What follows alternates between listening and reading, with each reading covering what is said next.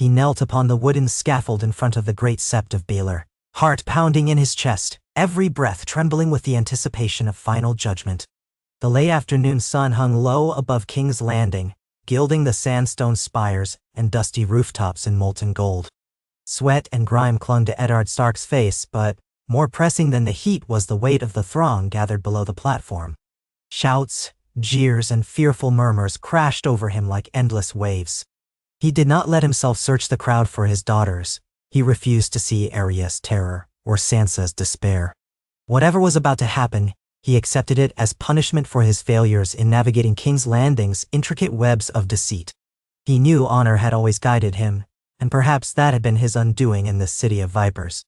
He bowed his head, reciting the last prayer he might ever speak in the realm of the living. He half expected the blade of the executioner to end his life at any moment. Vaguely, he was aware of Grand Maester Pycelle's mumbling voice, the rustle of armor as gold cloaks pressed the crowd back, and the stifled gasps from lords and ladies perched on the steps.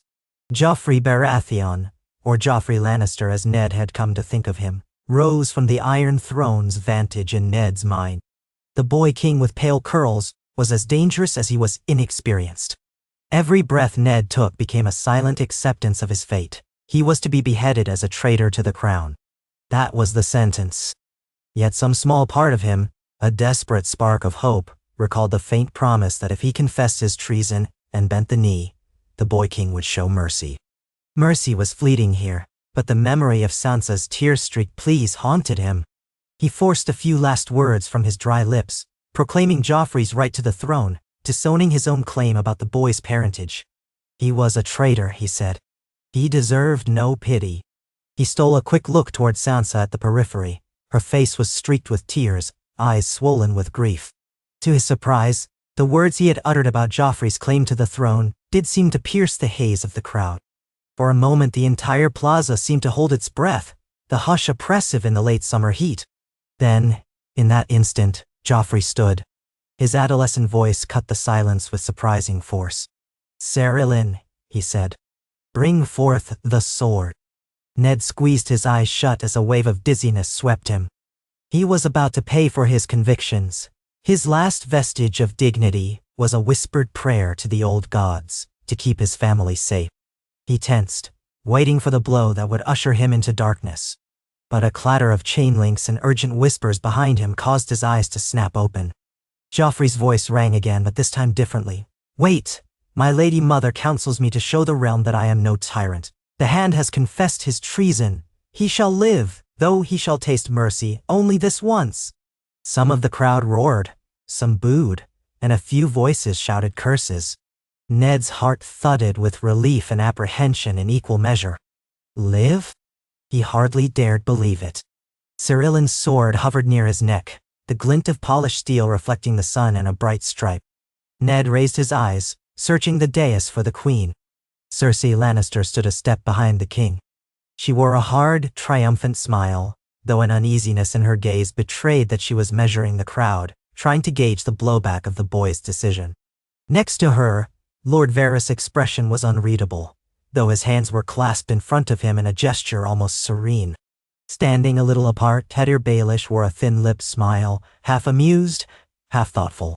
And there in the throng, Sansa's face flashed with sudden hope, her lips forming a trembling smile.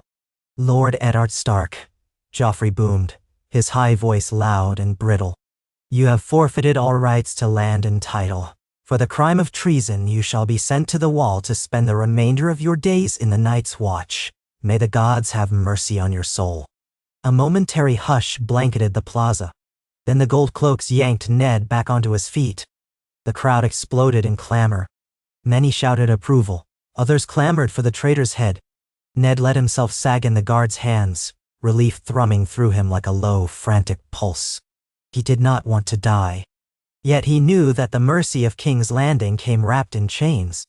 Exile to the wall was a living death for most men, but for him, it was a second chance. If the old gods had granted him this reprieve, so be it. The next day, Yoren of the Night's Watch, the recruiter who had once taken Arya under his wing for a fleeting moment, stood by while men loyal to the crown dragged Ned Stark, wrists bound, to a ramshackle wagon. They shoved him inside with neither ceremony nor kindness. He hardly minded the discomfort. The night before had been spent in a cold cell where he was fed scraps of bread and watered wine. A makeshift bandage wrapped around his thigh from where he had been kicked repeatedly by Joffrey's men, but the pain in his leg was a small burden. The real agony was in his heart. Before leaving, he had been granted one brief moment to see Sansa die. She clutched at him, sobbing, begging him to explain how things had come to this. He could only whisper apologies and promises that he hoped to keep, that he would see the rest of the family safe one day. She sobbed that she would speak to the Queen, that she would try to help him. But Ned only forced a pained smile. The Queen could not be trusted. Sansa's illusions had to break at some point, though he had not the heart to shatter them fully. Yoren sat across from him, silent and forbidding. The wagon lurched forward, pulled by a pair of half-starved horses, and they trundled out the King's Gate. The streets were thick with onlookers and jeering crowds, many spitting after the wagon. Some hurled rotten fruit or clumps of mud, but Ned stared straight ahead, refusing to meet their eyes. He would have faced the same or worse if he had died on that platform. If he had the chance now to live for his family, to protect them in any capacity from a distance, he would bear any humiliation. The sun overhead was hot, the air sticky with the stench of humanity. The long drive north would be a slow and grinding journey. Yoren didn't speak more than a few words. "I serve the watch," he said, tugging at his scruffy beard. "I do as I must. You'll come to Castle Black with me, do your duty, and that's that." There was no sympathy in his tone, yet there wasn't malice either. The Wall needed men, whether noble or baseborn. The vow took them all. They traveled for days. The wheels of the wagon rumbled over dirt roads through villages that regarded them with mild curiosity or open hostility. At night, Ned was unbound only to relieve himself and to eat. He slept under Yoren's wary supervision, never permitted to stray. His mind churned with regrets. He wondered what had become of Arya. He hoped that, wherever she was, she had found someone to protect her. Each day the King's Road carried them farther from the capital, and Ned found it increasingly difficult to summon the reality of his life before all this chaos. The days blurred in a haze of exhaustion and worry. Now he was a mere prisoner, soon to be a sworn brother of the Night's Watch. Then, in a smoky roadside inn near the Riverlands, came word of the fighting in the north. A band of travelers whispered of Robb Stark calling the banners, of battles along the Green Fork, of Jaime Lannister taken captive. They said the young wolf was unstoppable, that the lords of the north rallied behind him in wrath at what had befallen their lord. Ned closed his eyes to the slivers of moonlight that peeked through the rotted shutters, a shiver coursing through him. If his son had truly marched south, it was out of love for him, out of anger at the injustice. Yet how would Robb react to hearing that his father still lived, but was condemned to the Wall? Would that quell his fury, or fuel it further? Yoren, who'd been sampling the local ale, shrugged when Ned tentatively asked if any letters had come. "No letters," he said bluntly, taking a long swallow. "Words, though. The Lannisters want the Riverlands. Tywin wages war. The boy you call king in the north wages war." The man gave a humorless laugh. "We can do little but keep heading to the Wall." As they journeyed deeper into the Riverlands, the roads became more perilous. Refugees streamed in both directions, haggard people fleeing the wrath of the armies. Columns of black smoke rose beyond the distant hills. Fields lay scorched, animals slaughtered or stolen. Often, Yoren would avoid main roads entirely, steering them through dense forest tracks, hoping to stay clear of Lannister raiders. There were a few close calls, the flicker of torchlight through the trees, the clang of distant steel, or the acrid smell of burnt homesteads. But the pair pressed on, and eventually they crossed the Trident, then the Neck, and slowly, inch by grueling inch, they neared the outskirts of Winterfell's domain. The autumn chill crept into the air. Ned recalled the words of House Stark. "Winter is coming." He felt them in his bones, an ominous truth that had been overshadowed by the petty battles of lords. He grew more somber as they passed the outskirts of the territory he had once ruled. They skirted Winterfell itself. Yoren had no interest in letting his prisoner linger near potential allies. Ned ached to see his home, to step onto the courtyard's familiar cobblestones, to greet his household once more. But he was resigned to his fate. Duty, die. Honor, I. Now that duty was to serve out his days as a black brother. By the time they reached the last hearth, the harsh wind whipped across the wide expanse of plains, bending the tall grasses like waves of a stormy sea. The nights grew bitter, and Ned's breath emerged in white clouds. They approached Castle Black near midday some weeks later. The sight of that colossal edifice of ice and stone dwarfed anything Ned had ever seen. The wall reared up, a palisade of ancient icy grandeur, shimmering with the midday sun upon its frosty surface. The noise of activity drifted across the courtyard, the clang of the armorer's hammer, the low rumble of voices, the bark of orders from drill instructors. Men in black shuffled to and fro, carrying sacks of grain, hauling barrels, or striding toward the tunnel that pierced the wall's base. As the wagon rolled forward, a few curious faces turned to watch. It was not every day that Eddard Stark, Lord of Winterfell, arrived with manacles around his wrists. Bowen Marsh, the first steward, greeted them first. His stoic face betrayed a flicker of awe and discomfort upon recognizing Ned. "Lord Stark," he said under his breath, offering a stiff bow. Then he glanced at Yoren. "Or do we call him brother now?" "Not yet sworn," Yoren said. "But the paper's official. He's to join the ranks, courtesy of the King's mercy." The words, "the King's mercy," tasted sour in Ned's mouth, but he remained quiet as Marsh gestured for them to disembark and follow. Inside the old wooden corridors of the main keep, torches sputtered on the walls, casting dancing shadows along the rough-hewn stone. The place carried the smell of old smoke, damp straw, and stale sweat. The footsteps of men echoed in the hall, accompanied by the distant shriek of the wind that seemed ever present in this forsaken outpost.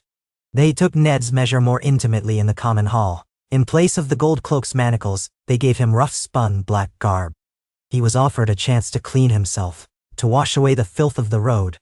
The water was so cold it left his skin numb, yet he embraced the cleansing ritual. Later he found himself standing before the Lord Commander of the Night's Watch. Jorah Mormont, the old bear, regarded him with piercing eyes beneath bushy brows.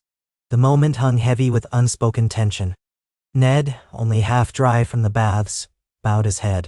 "Lord Commander, I come to take the black." Mormont's face might have been carved from granite for all the reaction it showed. "We have heard the tidings, that you came by royal decree, exiled to the Watch in lieu of execution." His voice was tinged with age and unwavering authority. "I knew you as a good man once, Eddard Stark. It is a shame we greet each other under these circumstances." Ned swallowed. "I've sworn to serve if you'll have me." He paused, voice hollow. "I have no illusions about my name or my station here. I am only a brother now." Mormont studied him for a long moment. "One might think the Wall could use a man like you. Another might think you bring the wars of the South to us. I must be sure your presence will not disrupt the Night's Watch. We have our own battles to fight beyond the Wall." Ned nodded, wanting desperately to convey his sincerity. "My lord, my war is over. I have lost more than I can say. I only want to fulfill my vow." They left the conversation at that, the old bear seemingly satisfied for the moment. That night, Ned took the vow before the weirwood in the haunted forest, kneeling in the snow beneath gnarled white branches and red leaves that rustled in the breeze. His breath misted in front of him as he recited the ancient words. "Night gathers and now my watch begins." The wind keened like a distant dirge. He felt a solemn weight settle over him when the vow was finished, a sense of finality that transcended his battered pride. He was no longer Eddard Stark, Lord of Winterfell and Warden of the North. He was a man of the Night's Watch, sworn until death. In the days that followed, he settled into the bitter routine of the Watch. Despite Mormont's uncertain acceptance, the Black Brothers were split in how they treated him. A few, especially those who had once served in Winterfell or had ties to the North, regarded him with a respectful wariness. Others saw him as a traitor or a political tool foisted upon them by a hostile king. Most, however, were too busy surviving the cold and training to spare much concern for one more crow. He took his share of duties, mucking out the stables, assisting in repairs, manning watchtowers during the harshest hours of the night, and drilling with the recruits. Each mundane task was new for a man who had once ruled an entire region, but he did it with quiet acceptance. Of course, not everything was routine. The watch, Ned discovered, was deeply uneasy. Wildling raids were increasing. Strange reports trickled in from beyond the wall. Villagers found slaughtered, rumors of mysterious shadows in the forest. The tension was palpable. It reminded Ned of the hidden threat that had lurked in his sister's old tales, the ones about the long night and the others. He had once dismissed those as children's stories. But now, glimpsing the haunted expression on some rangers' faces, hearing their whispers of encountering the walking dead, Ned could not so easily dismiss the possibility. The worst nightmares of the North might yet prove real. Still, war raged in the south, and word of it reached the wall in scattered pieces. Riders from Winterfell never came, or perhaps they never made it. Ravens that arrived told of partial truths. King in the North, Robb Stark, had inflicted defeat on the Lannisters at River Run. Renly Baratheon was dead, rumors swirling of dark magic. Stannis Baratheon had set his sights on King's Landing. Joffrey remained on the throne but was pressed from multiple sides. Through all of this, Ned worked with lowered eyes, trying to banish the pain of hearing his son called King in the North. He longed for Robb's safety, for the security of his daughters, for a North that was not consumed in bloodshed. But now he had a new duty, and he would not allow the vow he had taken to falter. He remembered his sister's words to him many years ago. "Love is sweet, my brother, but it cannot change a man's destiny." He prayed that the destiny set upon them was not to destroy each other. Jon Snow was on a ranging when Ned first arrived, so it was nearly a fortnight before father and son finally met again under the shadow of the wall. Jon rode in with the survivors of the great ranging to Craster's Keep, looking thinner, sterner, and older than Ned remembered. The boy had a haunted look in his dark eyes, as if he had seen things that defied reason. He had his own stories now, tales of wights in the frozen wastes, of conflict with Craster, and of the precarious unity among the Rangers. Word traveled quickly among the brothers that the old Bears group had returned. Ned was in the practice yard, practicing archery with some fresh recruits, when Jon rode into the courtyard. For a long moment, neither father nor son knew how to greet the other. Jon had dismounted and was patting down his weary horse when Ned approached, unsure of what words could possibly fit this reunion. Jon had sworn he would stay with the Night's Watch out of choice, while Ned had come in chains. Yet both wore the same black cloaks now, the same unspoken burdens etched on their faces. Jon's expression slipped from weariness into disbelief, then relief, then heartbreak, all in the span of a moment. "Father," Jon murmured, voice cracking. It was the first time Ned had heard him say that word so openly. At Winterfell there was always that unspoken distance, the knowledge that Jon was a bastard son, never fully recognized in the eyes of polite society. Here at the edge of the world none of that seemed to matter. They clasped each other in a fierce embrace, neither ashamed of the tears that stung their eyes. The courtyard hushed around them, watchers uncertain how to react. At last father and son broke apart, each searching for the right words. "What happened?" Jon asked, voice a rasp of grief and confusion. We thought you were executed. Then we heard you were alive but taken from King's Landing. Then..." He shook his head, trailing off. Ned exhaled slowly. "I confessed to treason to protect our family. The boy king showed what he called mercy, so here I am. I serve the Night's Watch." He placed a hand on Jon's shoulder. "Now we serve side by side, though I wish it were under different circumstances." Emotions flickered across Jon's face. Anger, guilt, sorrow, and a dim spark of acceptance. "I'm glad you're alive," he said quietly. They found a corner of the yard to talk, ignoring the curious looks from other Black brothers. Ned asked about Jon's experiences, how he fared with Lord Commander Mormont, about Samwell Tarly and the rest. Jon, in turn, asked about his sisters, about Robb, about Bran and Rickon.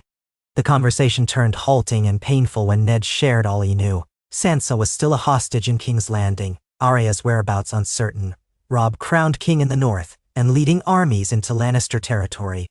Bran and Rickon, left behind in Winterfell, had presumably come under the guardianship of Maester Luwin and the loyal men there. "It grieves me I cannot be there for them," Ned confessed, voice thick with regret. "But perhaps it is a good thing I am not in the dungeons of the Red Keep.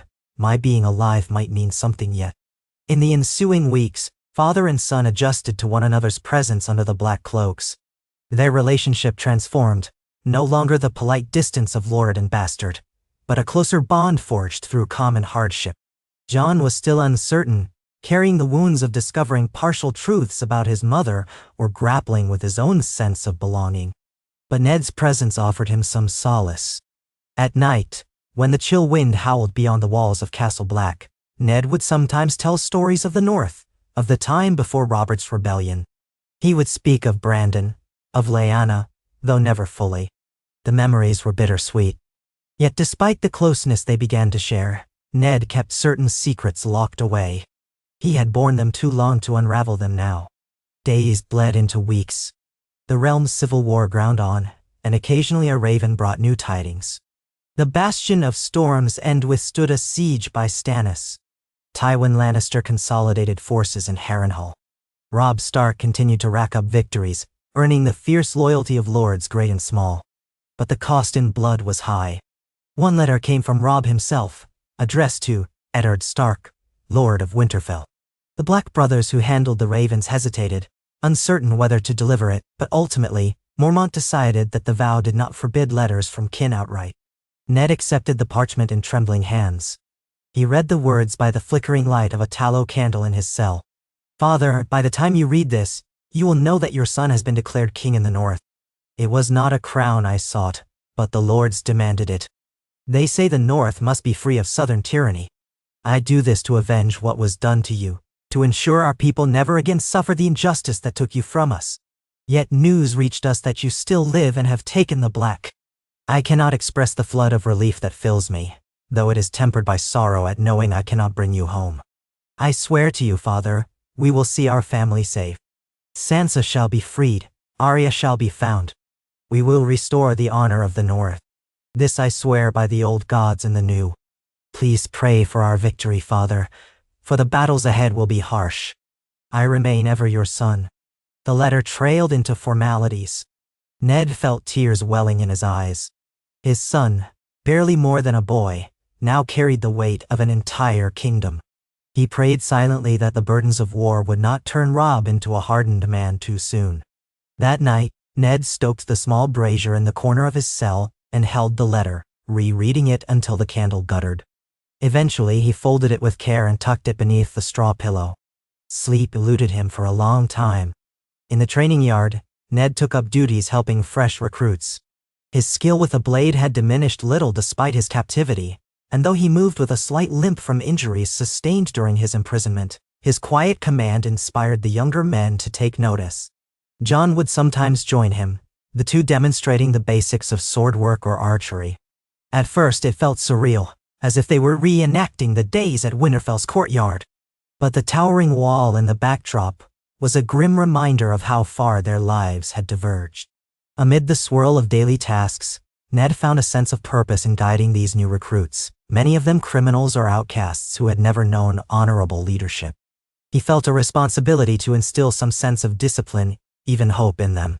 Small acts of kindness, a word of encouragement, a suggestion to correct their stance, began to alter the dynamic in subtle ways. Men who had greeted him with suspicion began to acknowledge him with nods. Others, particularly those from the North, would sidle up to him after hours, asking softly if the stories of the White Walkers were true, or if the king in the North would ever come to the Watch's aid. He answered as honestly as he could. He prayed that, if winter truly came in the worst way, the realm would remember that the Night's Watch stood as the first line of defense. Then came a day that would mark a shift in Ned's new life. It was early morning, the sky still a haze of dim gray, when a horn blast shattered the stillness. Ned was on the steps leading down from the common hall, bowl of lukewarm stew in hand. The horn's low bellow thundered across the courtyard, echoing off the massive ice face of the wall. Once, twice, then it stopped. A single horn blast signaled returning rangers, a friend. 2 blasts signaled wildlings, an enemy. 3 blasts, if sounded, meant the others. The old stories insisted that no one had sounded 3 blasts for thousands of years. This had been 2 blasts. By the time Ned reached the courtyard, Other Black brothers were scrambling to vantage points, drawing bows, swords. The portcullis to the gate was lowered. The men on the parapet strained their eyes toward the horizon. Bowen Marsh barked orders. Jon was already rushing to join a handful of others. Ned set his bowl aside and followed. He felt a chill race along his spine. The idea that a wildling war party was at their gates was cause for alarm, but he wondered if it might be something else. The watchers in the guard towers shouted, and soon a ring of Black brothers formed behind the gate. Snow whirled in gusts, limiting visibility. Within minutes, a group emerged from the swirling white drifts, half a dozen men in ragged furs, haggard, stumbling. No immediate sign of an army behind them. The watchers raised their weapons warily. A tall wildling with a patchy beard raised his hands. "We come in peace," he shouted in a hoarse voice. "We fled. Things out there. We seek shelter." His eyes flicked toward the forest. "We want to talk." Jeor Mormont appeared, wearing his thick black cloak lined with fur. His presence commanded attention. He studied the wildlings, letting the tension hang. "You know we do not open the gates for wildlings so freely," he said. "If you want the wall's mercy, you'll have to disarm and kneel." The men complied, casting crude axes and knives onto the icy ground. Ned's heart thumped as he observed from behind the line of Black brothers. The wildlings' haunted expressions were all too familiar, reminiscent of men who had stared into the face of unspeakable horror. The old bear stepped aside to confer with his officers. Eventually, he ordered the gate opened a fraction. The wildlings, half frozen, were ushered inside under guard. They were given water, blankets, and a chance to speak.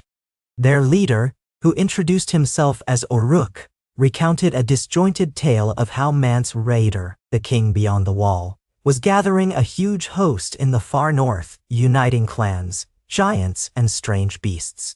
But something else was driving them south. Something more terrifying than any kingdom's wrath. Dead things in the woods that walked at night, unstoppable unless burned.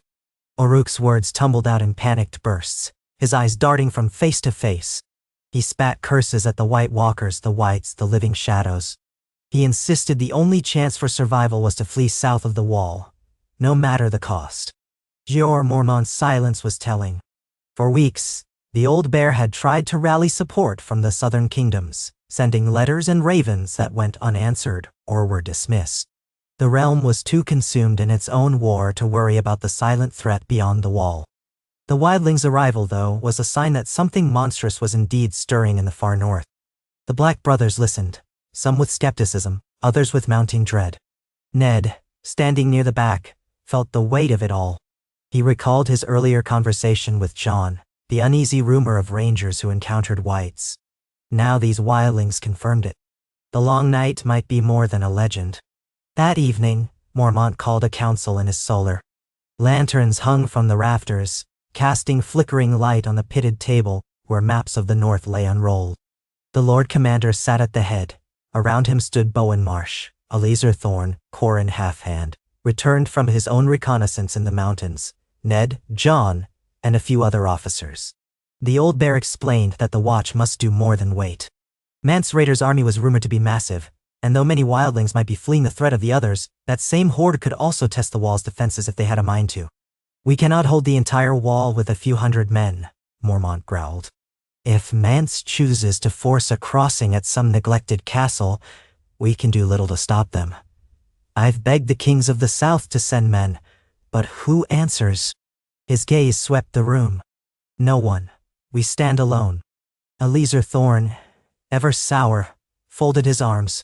"We don't have the men, we don't have the supplies, and we don't have the time. We'll have to concentrate at Castle Black and hope to hold off any assault.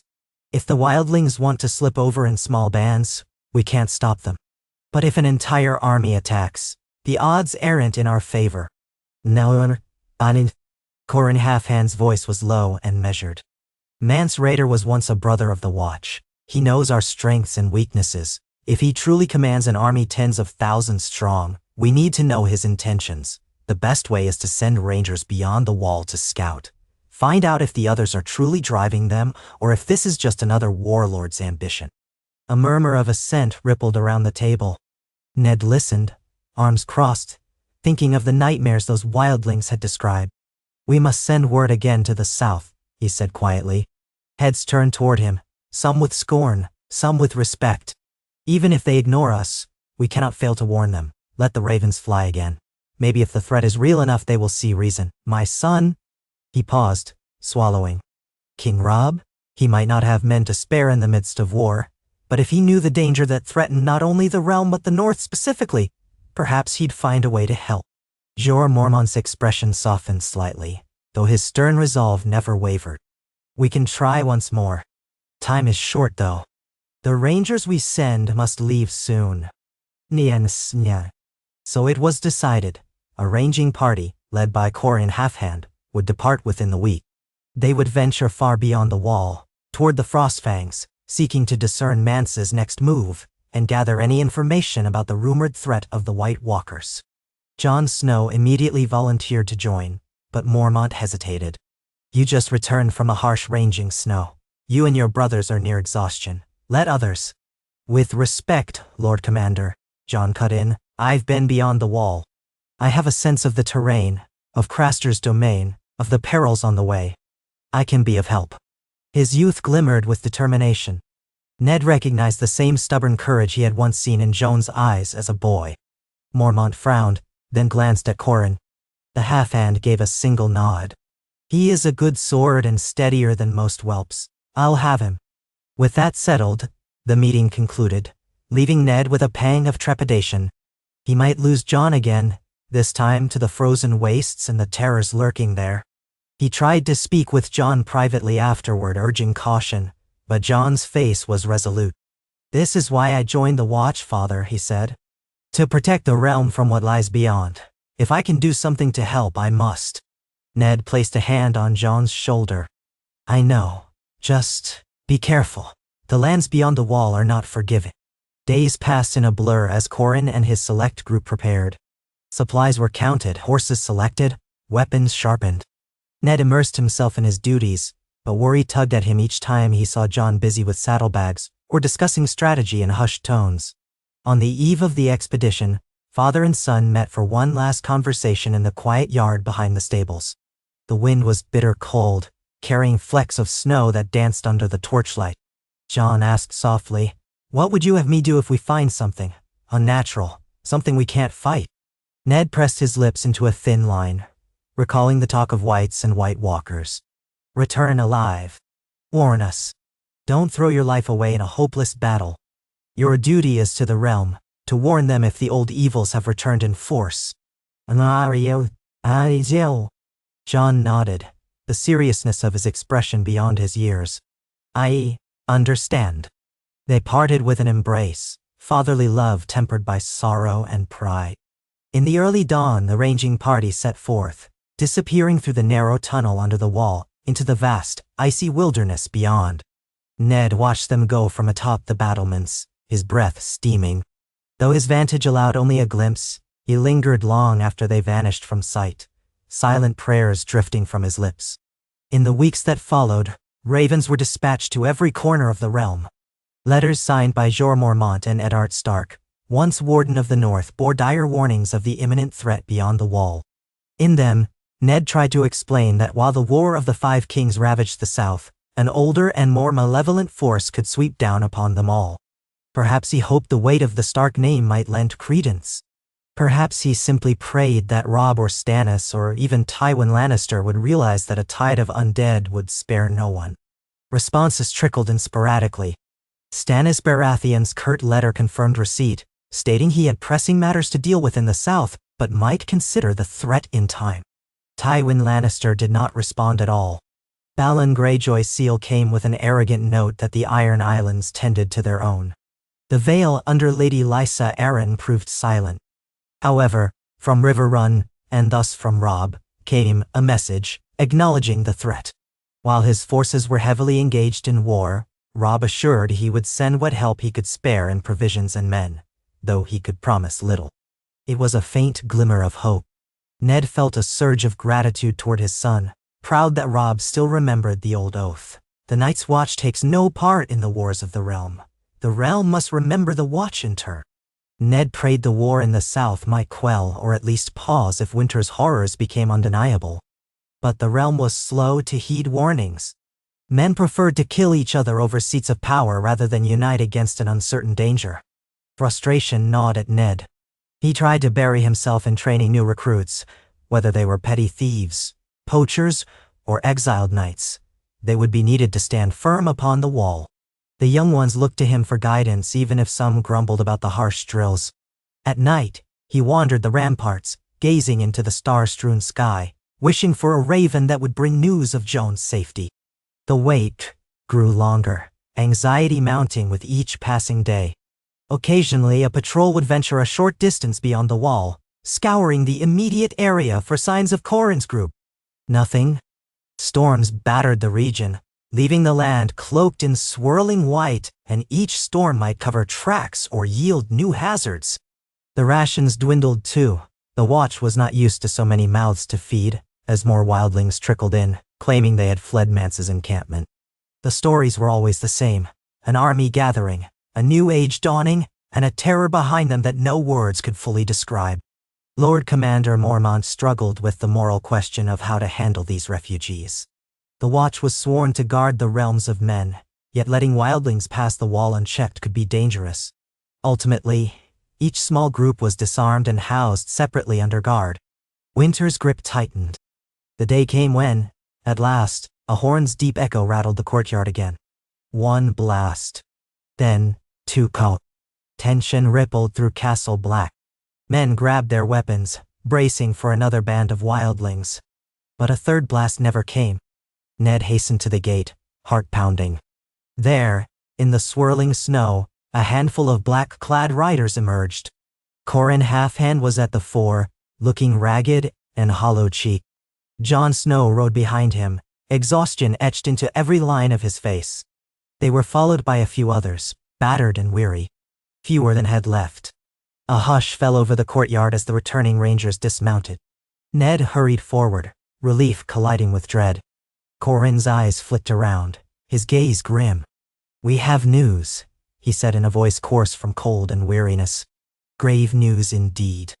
Joan's eyes found Ned's, but he said nothing, lips pressed into a tight line. Mormont arrived, and the group was ushered into the relative warmth of the great hall. There, shivering and half frostbitten, they recounted what they had witnessed.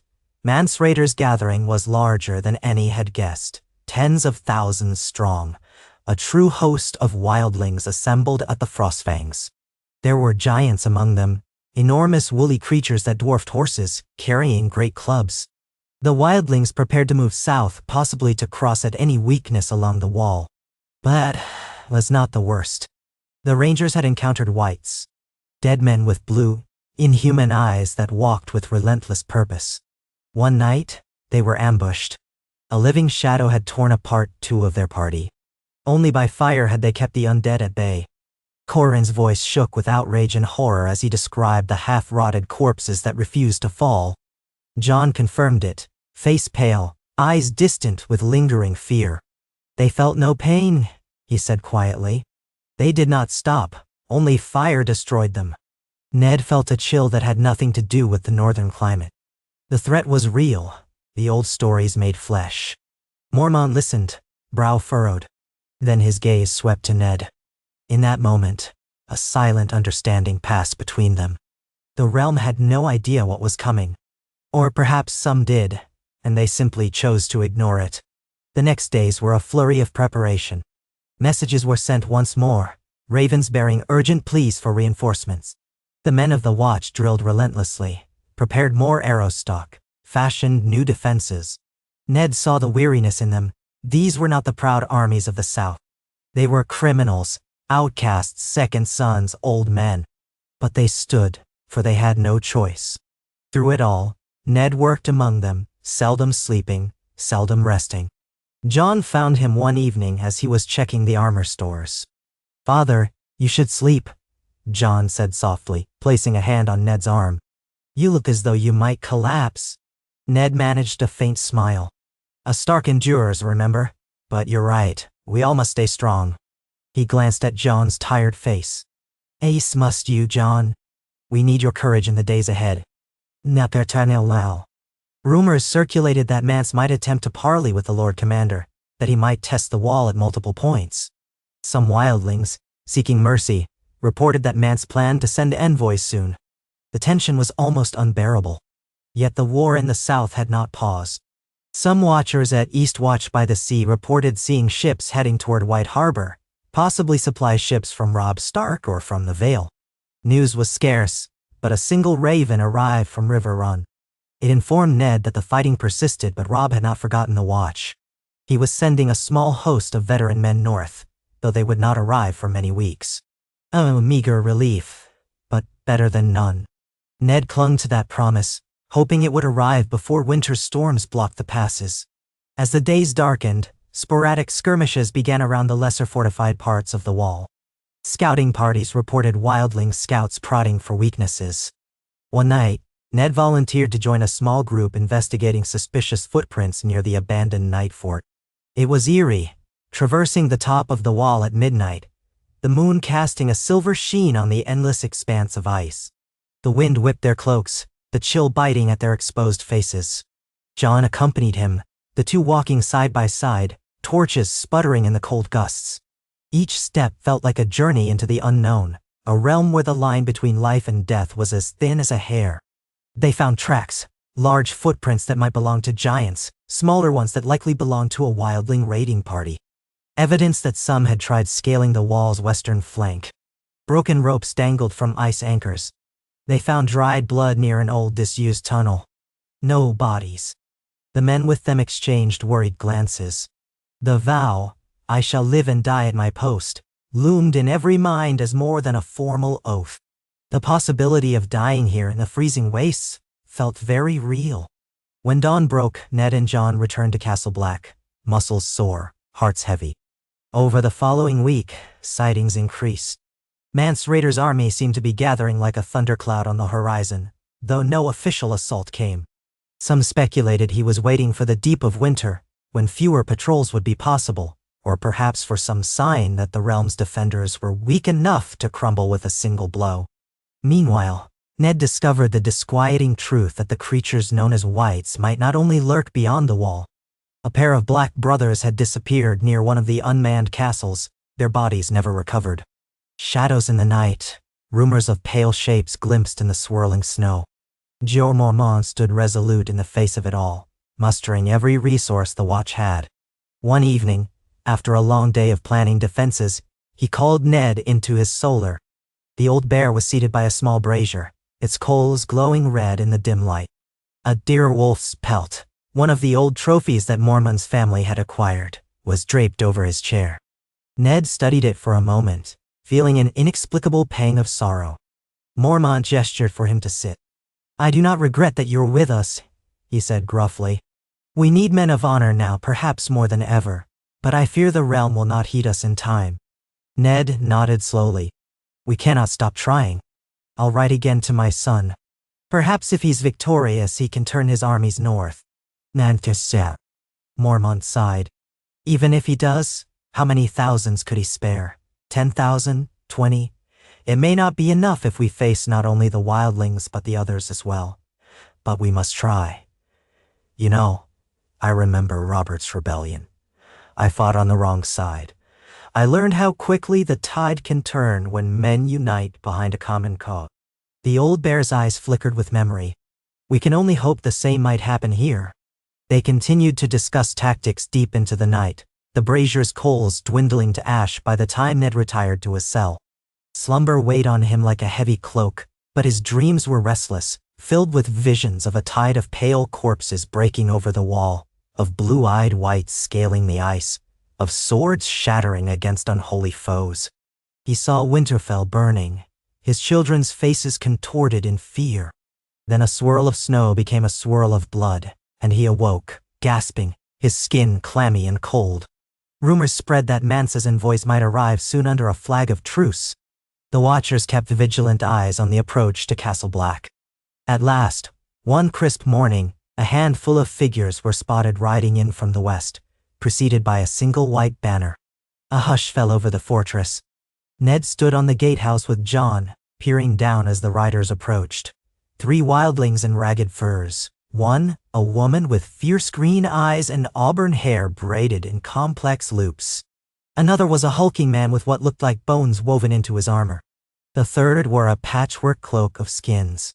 They stopped just outside arrow range, calling for a parley.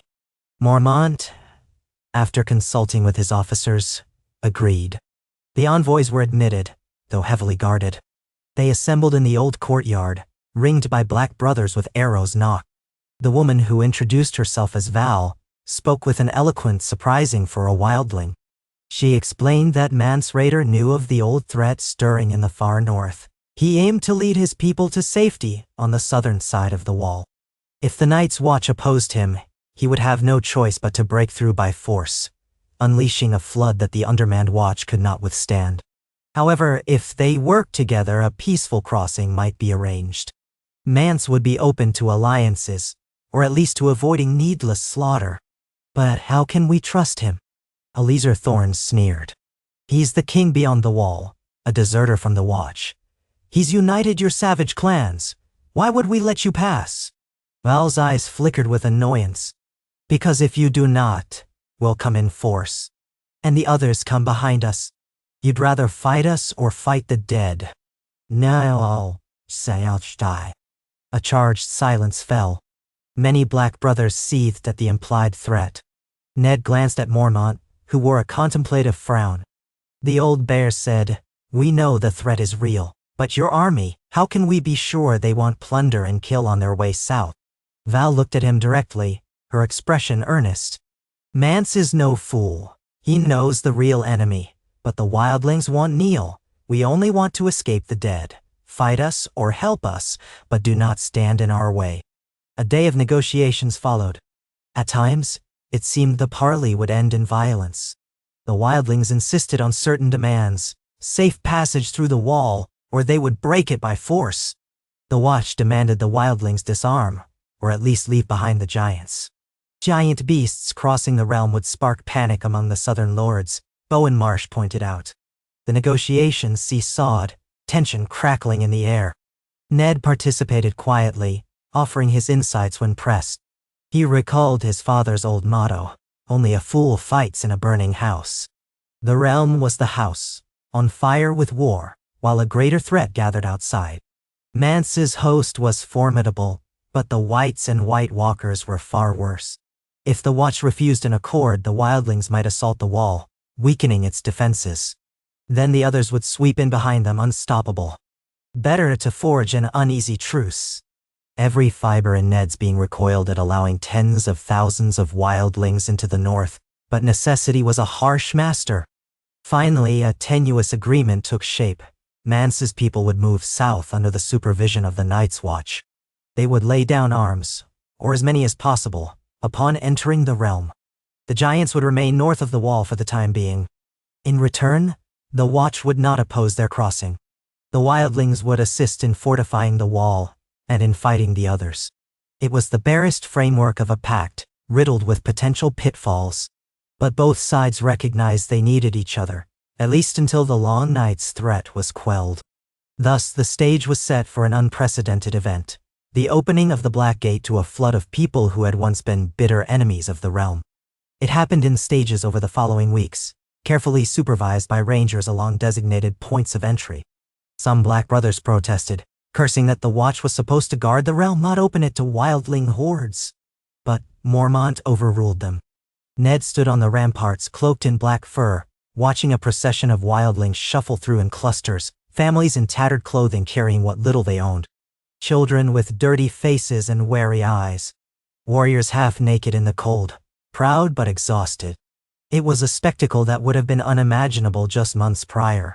Yet the mood was not jubilant. Reports trickled in of white attacks on the outskirts of Mance's columns, the undead picking off stragglers. The others crept closer, spurring the wildlings into near panic. The watch braced for the day the threat would appear in force, perhaps a wave of icy death. Mormont ordered urgent requests for more supplies, more men, to every corner of the realm. He urged Ned to send personal letters to every northern holdfast. Castle Black's resources were strained to the breaking point by the arrival of so many refugees. One late evening, Ned was walking among the newly constructed tents outside the castle walls, makeshift shelters for the wildlings who had already crossed. Fires burned in crude pits, children and elders huddled together, eyes reflecting the firelight with weariness. Many starved or fell ill in the biting cold. The watch did what it could, distributing the meager supplies they had. A sense of looming dread pressed on Ned's chest as he saw the desperation on these people's faces. For all the old hatred between northerners and wildlings, they were human. They too fled from the same darkness that threatened the living. He wished the bickering kings of the south could witness this suffering, see how petty their squabbles for crowns were in the face of a truly apocalyptic menace. He nearly stumbled over a small girl with tangled hair who was tugging at his cloak.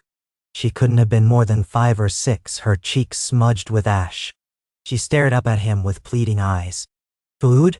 she asked, voice small, reaching out a grimy hand. Ned knelt, rummaging in his pouch. He produced half of a stale oatcake, his dinner, and offered it to her. She snatched it and devoured it hungrily. Ned felt a lump in his throat. She reminded him of Arya at that age, fierce and wide-eyed. He gently placed a hand on her shoulder before standing. The child dashed away.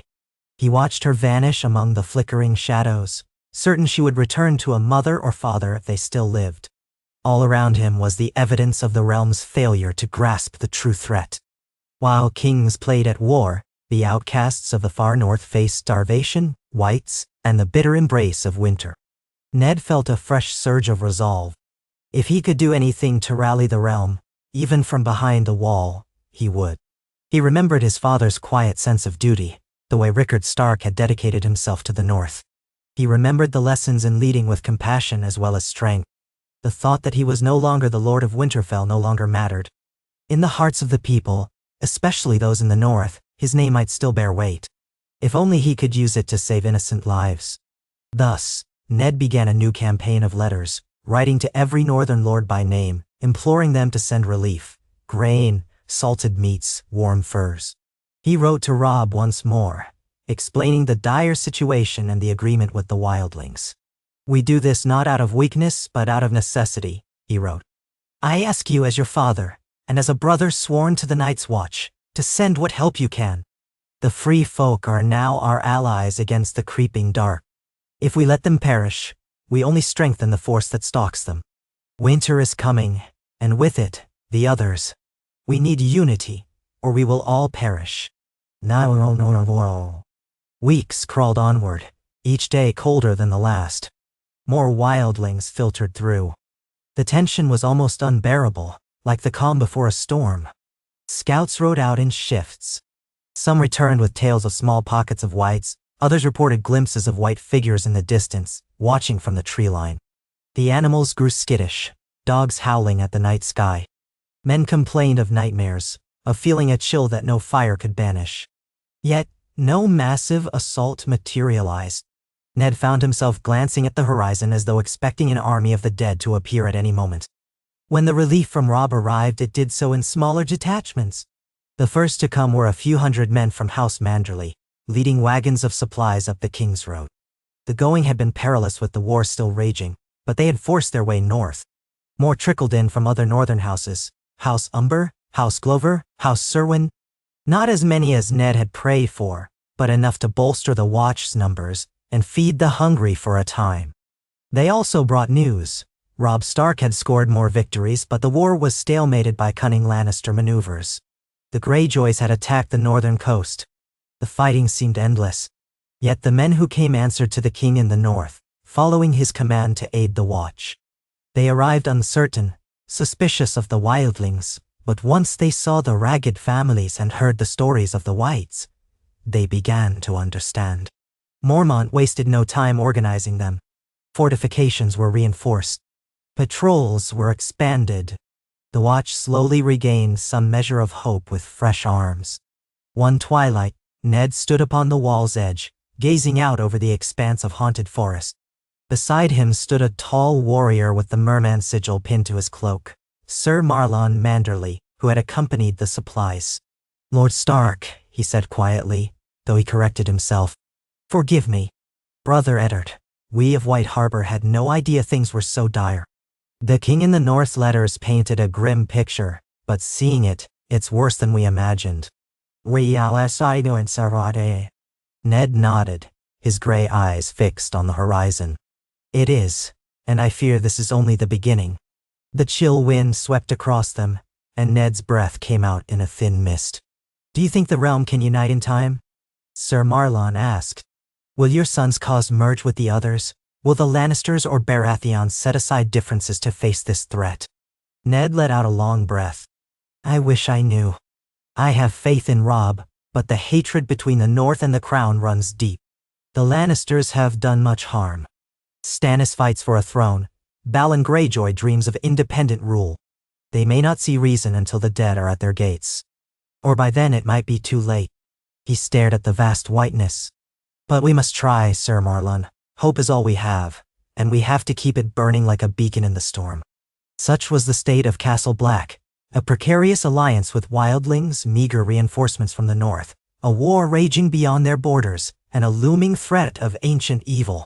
Through it all, Ned endured, his strength of spirit unbroken, though every night he prayed for his children's safety. Sometimes he wondered if his daughters thought him dead. If so, he hoped they found some solace wherever they were. But he also took comfort in the knowledge that, at least, he had a chance to fight for them, even from this distant outpost. Better a man in black, living and acting, than a headless corpse in the dust of King's Landing. Each passing day, the cold deepened, and each passing night, more frightening rumors trickled in about shadows in the far north. Some said entire bands of wildlings had vanished. Others spoke of ghostly lights flickering atop the ice shelves. The ravens from the south slowed to a trickle as the snows thickened. Ned often found himself standing vigil on the wall's edge, his breath freezing in the air, scanning the horizon for any sign of movement. He would recall his father's face, his wife's gentle smile, and the bright laughter of his children in the God's Wood at Winterfell. For them, and for all the nameless children in ragged camps below, he would stand. Let the world call him traitor, crow, or exiled fool. Eddard Stark's watch had begun, and he would not fail it.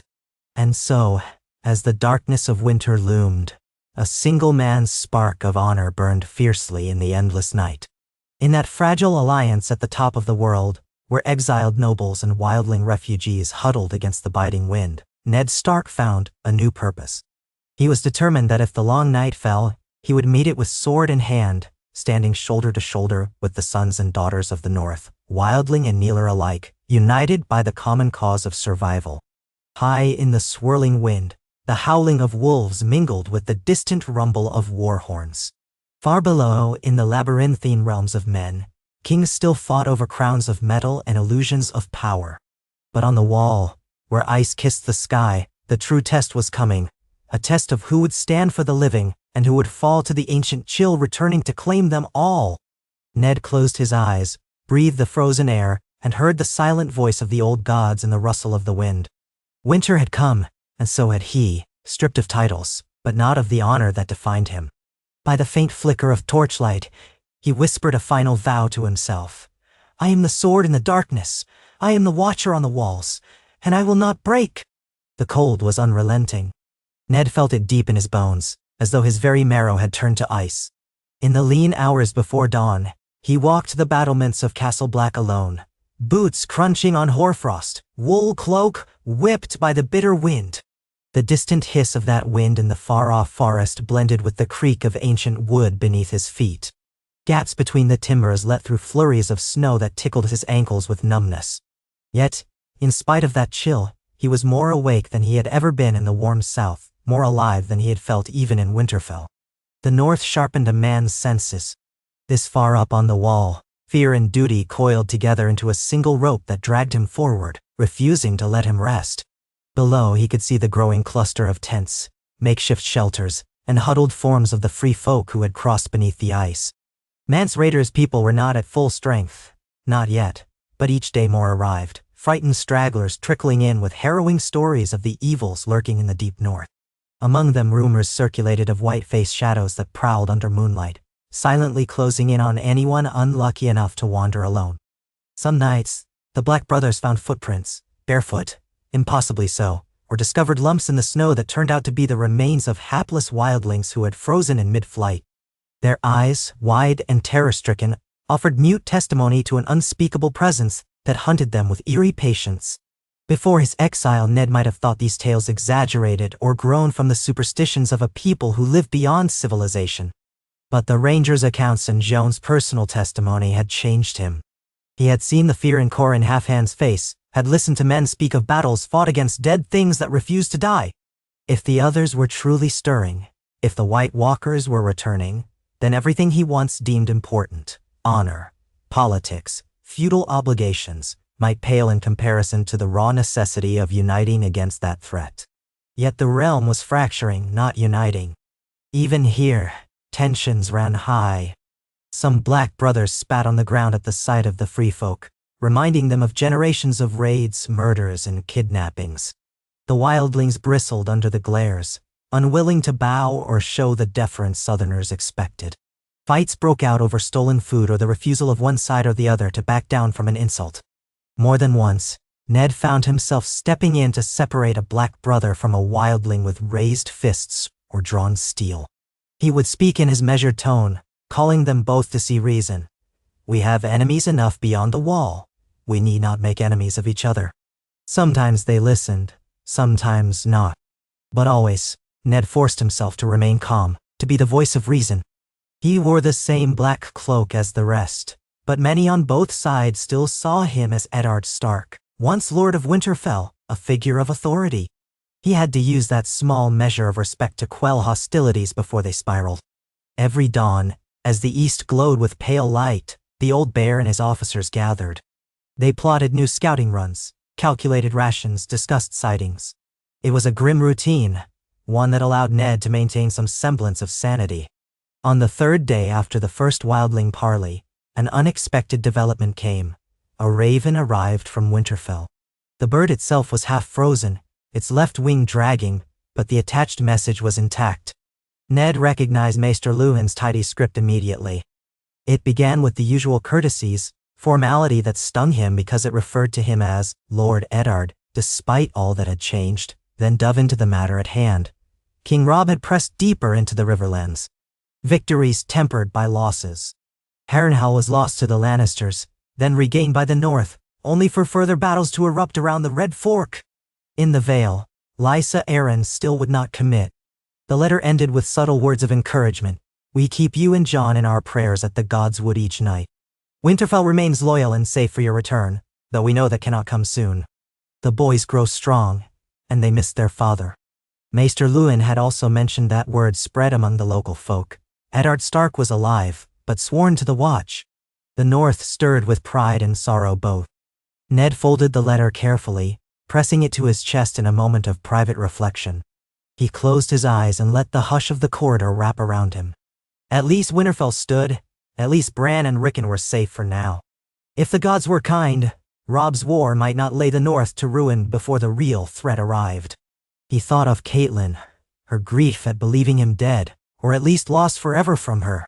He prayed she found some measure of peace in the chaos. Deep down, a part of him still yearned to return, to stand by her side in Winterfell's great hall, to watch their children grow. But that life was lost, replaced by stone ramparts and an endless sea of ice. That evening a hush fell over the courtyard as Val returned under escort. She had gone south of the wall under Mormont's guarded permission, intending to speak with another wildling faction rumored to be nearby, urging them to cross peacefully. Now she dismounted from a shaggy Garen, face smudged with soot, eyes sharp. Ned observed her from the ramparts. Graceful in her movements, she carried herself with regal poise, even among enemies. Perhaps that was why some called her the Wildling Princess. Not to her face, of course. She went straight to Mormont's solar, flanked by black brothers. Curiosity tugged at Ned. His presence was often requested at these discussions, so he made his way across the yard, climbed the worn steps, and entered behind her. Firelight danced across the walls. The old bear stood behind his rough wooden table, thick arms folded. Bowen Marsh hovered nearby, his expression skeptical. Eliezer Thorne lurked in a corner, sneering as usual. Jon was there too, standing against a post with Ghost at his side, the direwolf's red eyes gleaming in the gloom. Val didn't wait to be prompted. She told them she had found the wildling band, led by a man called Tormund Giantsbane, and convinced them to join the rest near the wall.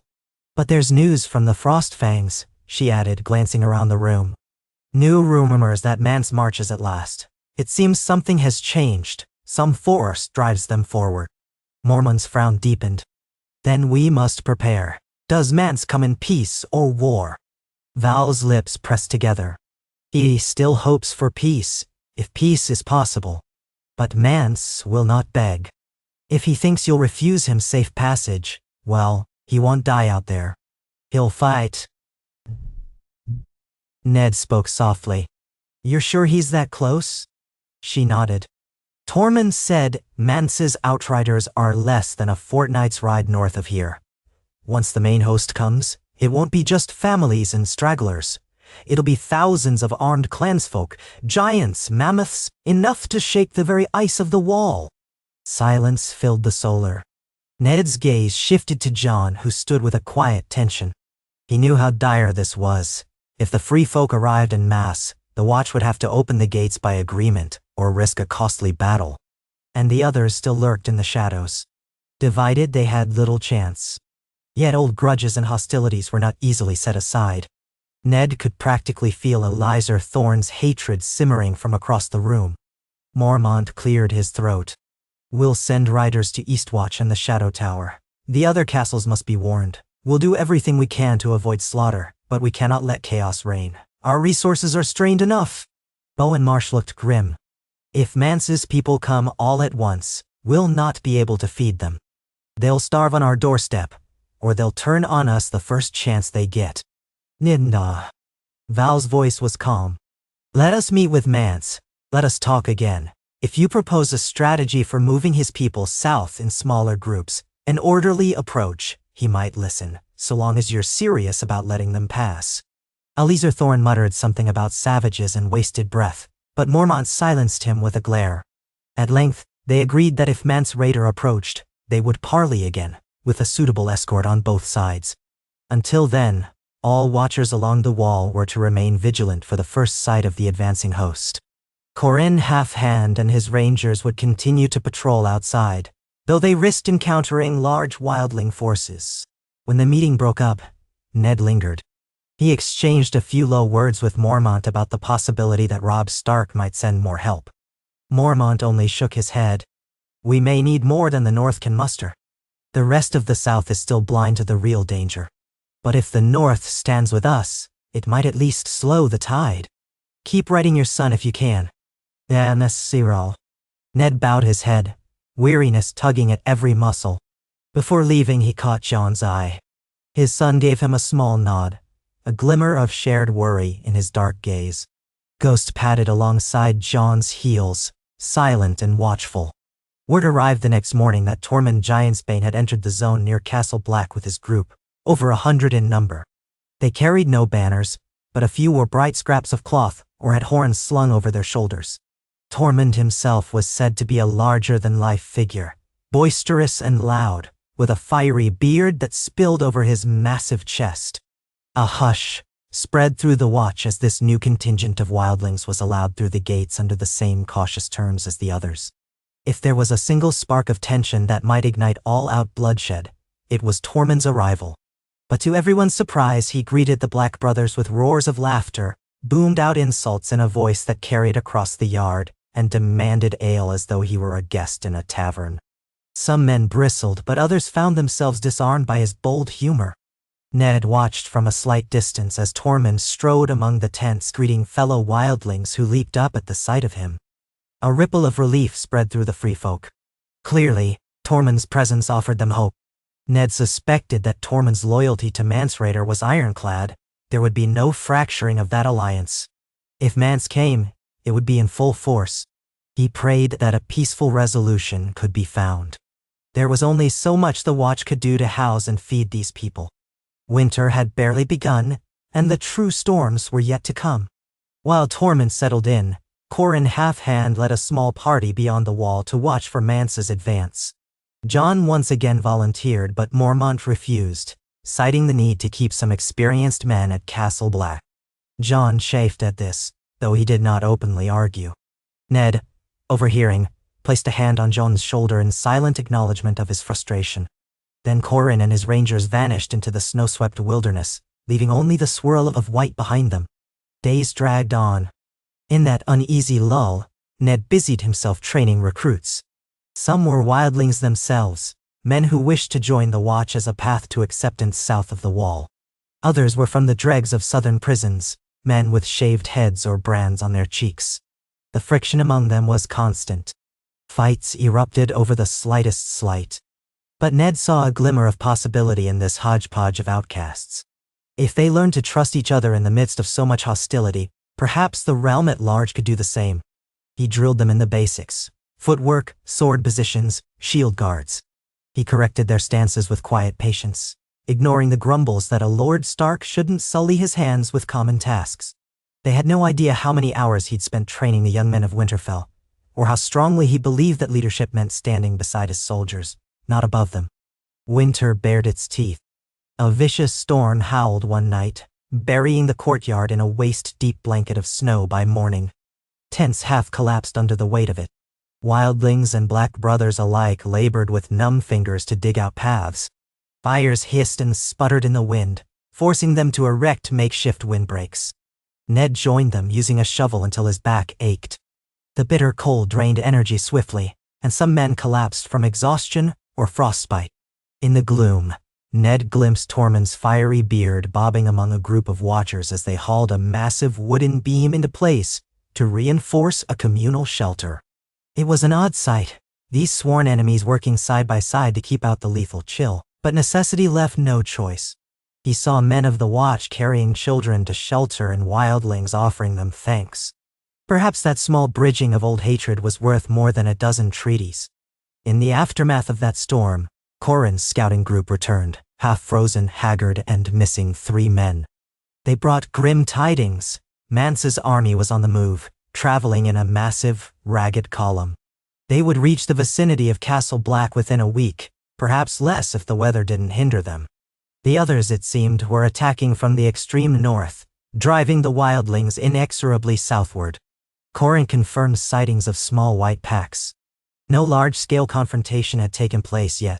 The men's eyes shone with a haunted look that spoke of close calls, nights spent hearing strange noises from the trees, and fleeting glimpses of pale shapes in the corner of their vision. Mormont wasted no time.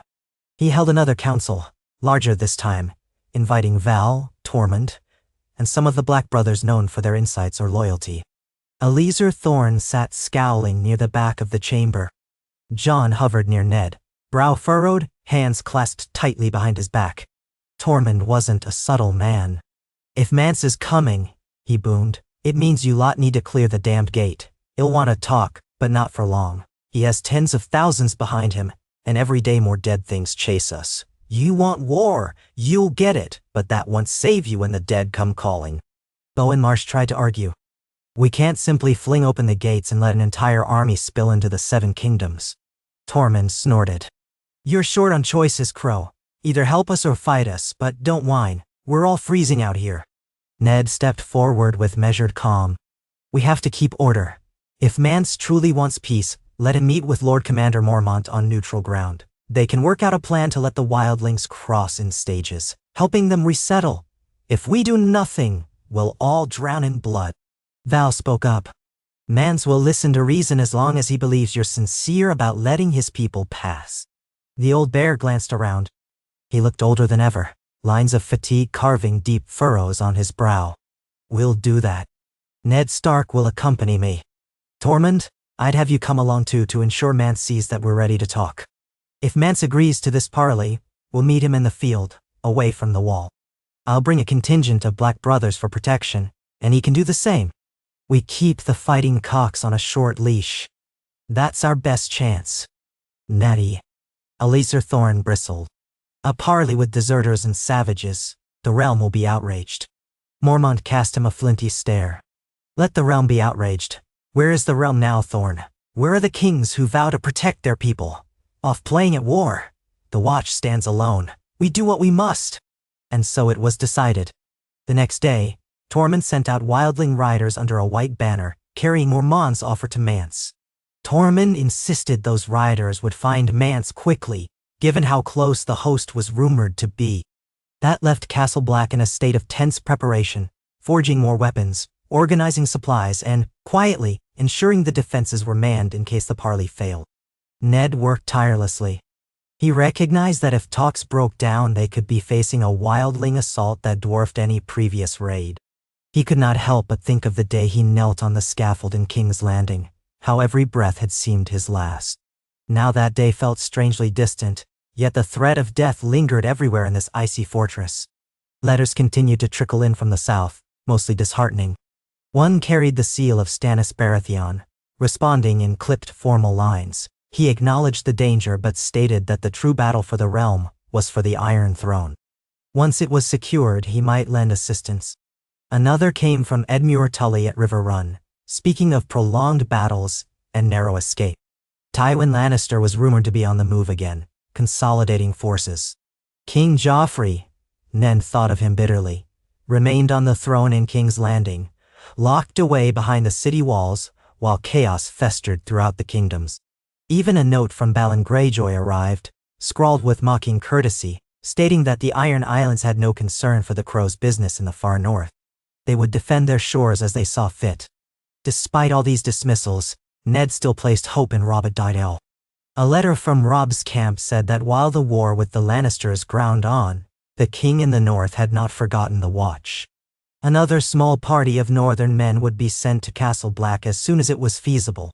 It might not tip the balance, but Ned took solace in his son's continued support.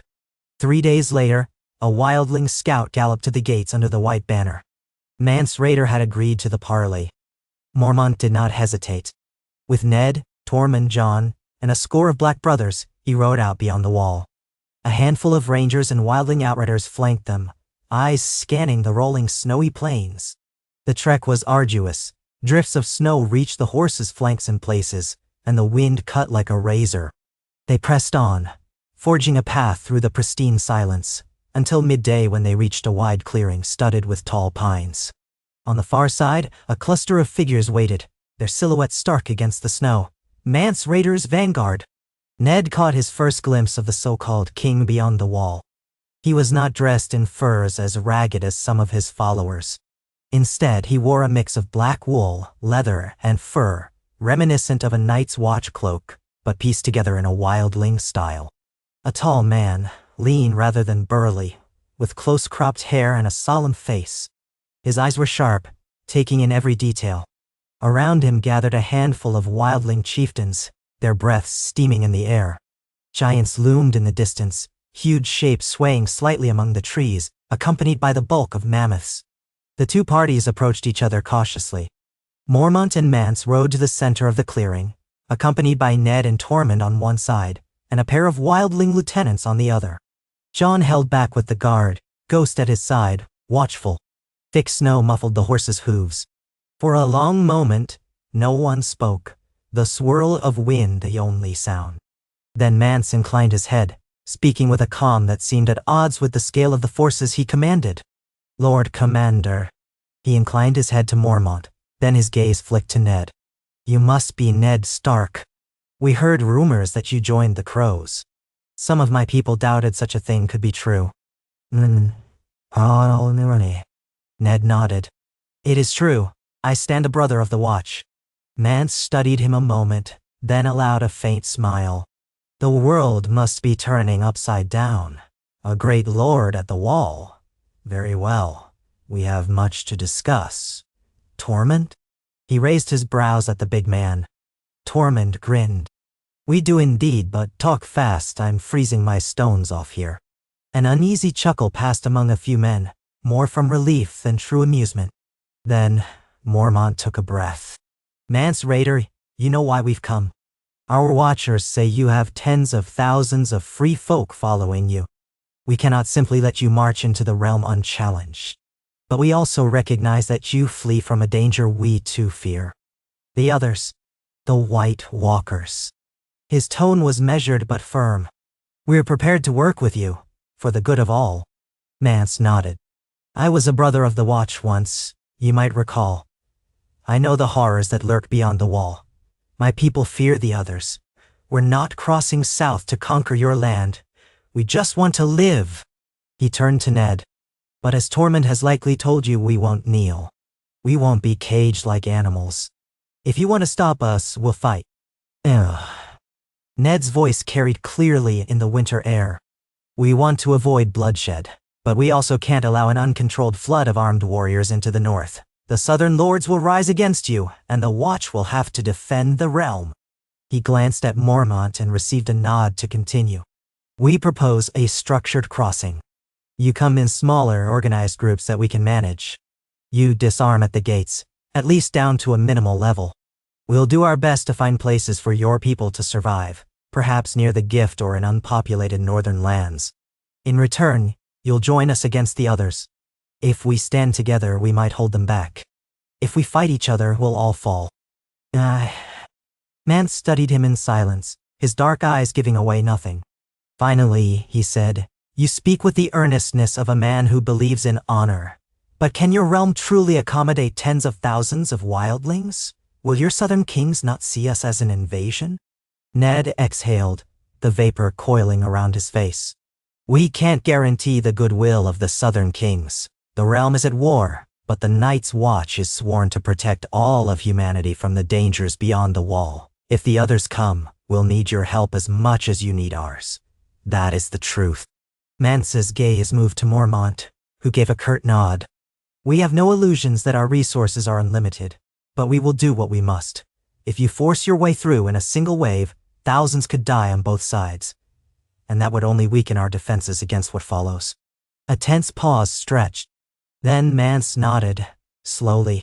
"I'll need to speak with my people, but I'm willing to consider such an accord. We're too close to the others to risk fighting a war on two fronts. That said, I want your word we won't be slaughtered once we disarm." "You have my word as Lord Commander," Mormont said. "And mine," Ned added. "If they break that oath, they break mine, as well." Mance's expression flickered with a trace of something like respect. "I believe you, Ned Stark. I remember the stories of you in the South, how you gave up your life for your honor, though you lived somehow." He paused. "But the Crow's leadership changes. What happens if you or Mormont die in the war to come? Will your replacements uphold the same pledge?" Ned felt that question land heavily. Eliezer Thorne or some other hardened Crow might not uphold any such pledge. "We can bind it in writing," Ned said, "with witnesses on both sides. Even the future lords of the Watch should honor a sworn treaty." "Let it be so for the realm's sake." Mance gave a slow nod. "We shall see. For now, let's say we have the beginnings of an agreement." He looked at Tormund. "You did well. Report back to the main column.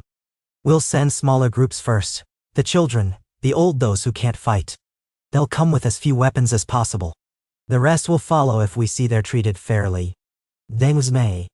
It was a fragile arrangement at best, reliant on trust between longtime enemies. Yet Ned felt relief bloom in his chest, a hope that perhaps they could avert unnecessary bloodshed and focus on the true menace lurking in the White Waste. They parted on guarded terms, each side returning to their respective camps. As they rode back, Jon urged his horse alongside Ned's. "Do you trust him?" he asked, voice low enough that Mormont and the others ahead wouldn't hear. Ned considered. "Mance believes what he says. He truly fears the others. He doesn't want to kneel, but he's not a fool. Tormund's told us the truth so far. If we hold to our word, perhaps they'll hold to theirs." Jon's lips pursed, a swirl of breath escaping in the cold. "I hope so. Otherwise we'll see more blood than we can handle." They spurred their horses through the thickening snow, heads bowed against the biting wind. By the time they returned to Castle Black, it was near dusk. The torches on the ramparts glowed like scattered stars, and smoke rose from hastily constructed chimneys in the wildling encampments. Men in black stood watch while children scampered about, oblivious to the tension.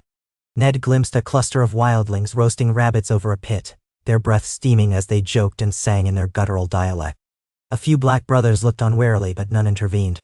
It was a small mercy to see a moment of normalcy amid all the upheaval.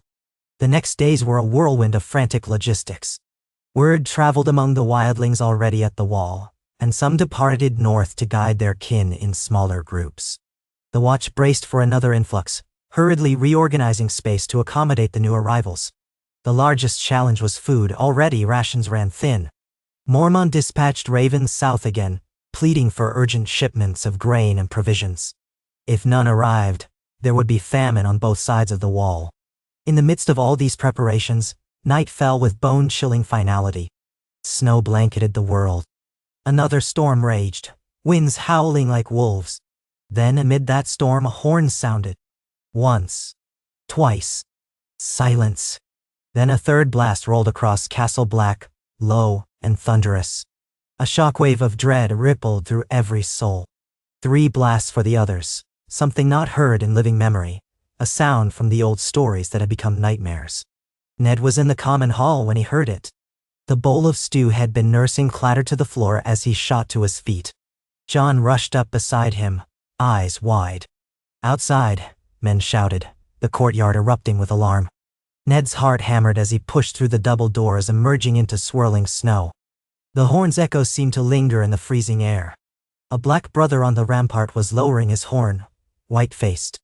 Another soldier clung to the palisade, scanning the darkness beyond. Mormont thundered into the courtyard, half-armored, sword belted around his waist. "Report!" he roared over the wind. "Where did you see them?"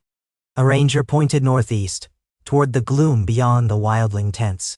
Shadows, shapes moving through the snow, and eyes. Blue eyes. "We heard something. Unearthly." One day. In an instant, chaos threatened. Wildlings crouched by their campfires, uncertain whether to flee or fight. Some brandished spears or axes, eyes rolling with fear. A baby wailed. Snow whirled in frantic eddies. Ned forced himself to remain steady. He raised his voice. "Form ranks. Archers to the walls. Any man with a torch, gather near the gates. We must hold." Jon repeated his command, rallying men. Tormund and other wildling leaders bellowed at their people to stand ready. The courtyard became a swirl of black cloaks and ragged furs, torches flaring in the wind. Over it all the old bear's voice rang like iron. "We don't know their numbers. Scouts, go carefully. Fire is our weapon. Keep the gates secured." Ned snatched a shield from the rack, a sword from the nearest weapon stand. Memories of old stories leaped to mind. The others, ancient and deadly, able to shatter ordinary steel with their unnatural blades. An army of corpses in their wake. His breath plumed in front of him as he struggled to quell the tremor in his hands. Behind him, men formed into ragged lines. Some half-dressed in chainmail, others only in leathers, cloaks flapping. The watchers along the battlements lit torches by the dozen, trying to push back the night. For long, tense minutes, no sign of an attack emerged. Just the ceaseless wail of the wind and the swirl of white. Ned began to wonder if it was a false alarm or some trick of the weather. Then, through the gates came a cry of pure terror. A black brother stumbled in, face ashen, babbling. "Dead men. So many. I saw. He collapsed. When Ned rushed to his side, the man's eyes were rolled back. Frost clung to his eyebrows. He sputtered, "They're coming. They'll be here soon." Then he fell unconscious, or worse. 2 men carried him away, seeking warmth or the maester's aid. Ned cursed under his breath, pulling his cloak tighter. The courtyard braced for impact. A cry went up from the outer watchtower. "Movement! Dead men approaching from the north!" A second voice shouted, "Here too on the east flank!" The swirling storm parted just enough to reveal pale, shuffling figures. A rank of them, corpses with blackened flesh, limbs stiff and awkward, eyes lit with unnatural blue fire. Their movements were jerky yet relentless, unstoppable as the tide. Some wore wildling rags, others wore bits of black brother garb, a macabre testament to fallen watchers. The stench of decay rolled in on the frigid wind. Ned's stomach lurched. Dimly, he recalled the stories that only fire could truly stop them. Fear threatened to choke him, but he gripped his sword and set his jaw. Around him, men quaked but readied weapons. Torches were raised high. They came at the palisade with eerie silence, no war cries, just the crunch of dead feet on snow. Arrows flew from the ramparts. Some found their mark, but those whites that were struck barely faltered, pressed on, arrow shafts protruding from rotted flesh. Others collapsed only to rise again unless pinned through the skull or set alight. Mormont bellowed for pitch, for more torches. Ned joined the archers on the wall, loosing arrow after arrow until his quiver was empty. Still they came. Some wights clawed at the wooden walls trying to climb. Others pressed at the outer gate, rattling the portcullis with unnatural force. A handful of watchers with flaming brands rushed out to set them ablaze, but the swirling snow threatened to douse the flames. Ned leaped down, grabbing a spare torch from a sputtering fire pit.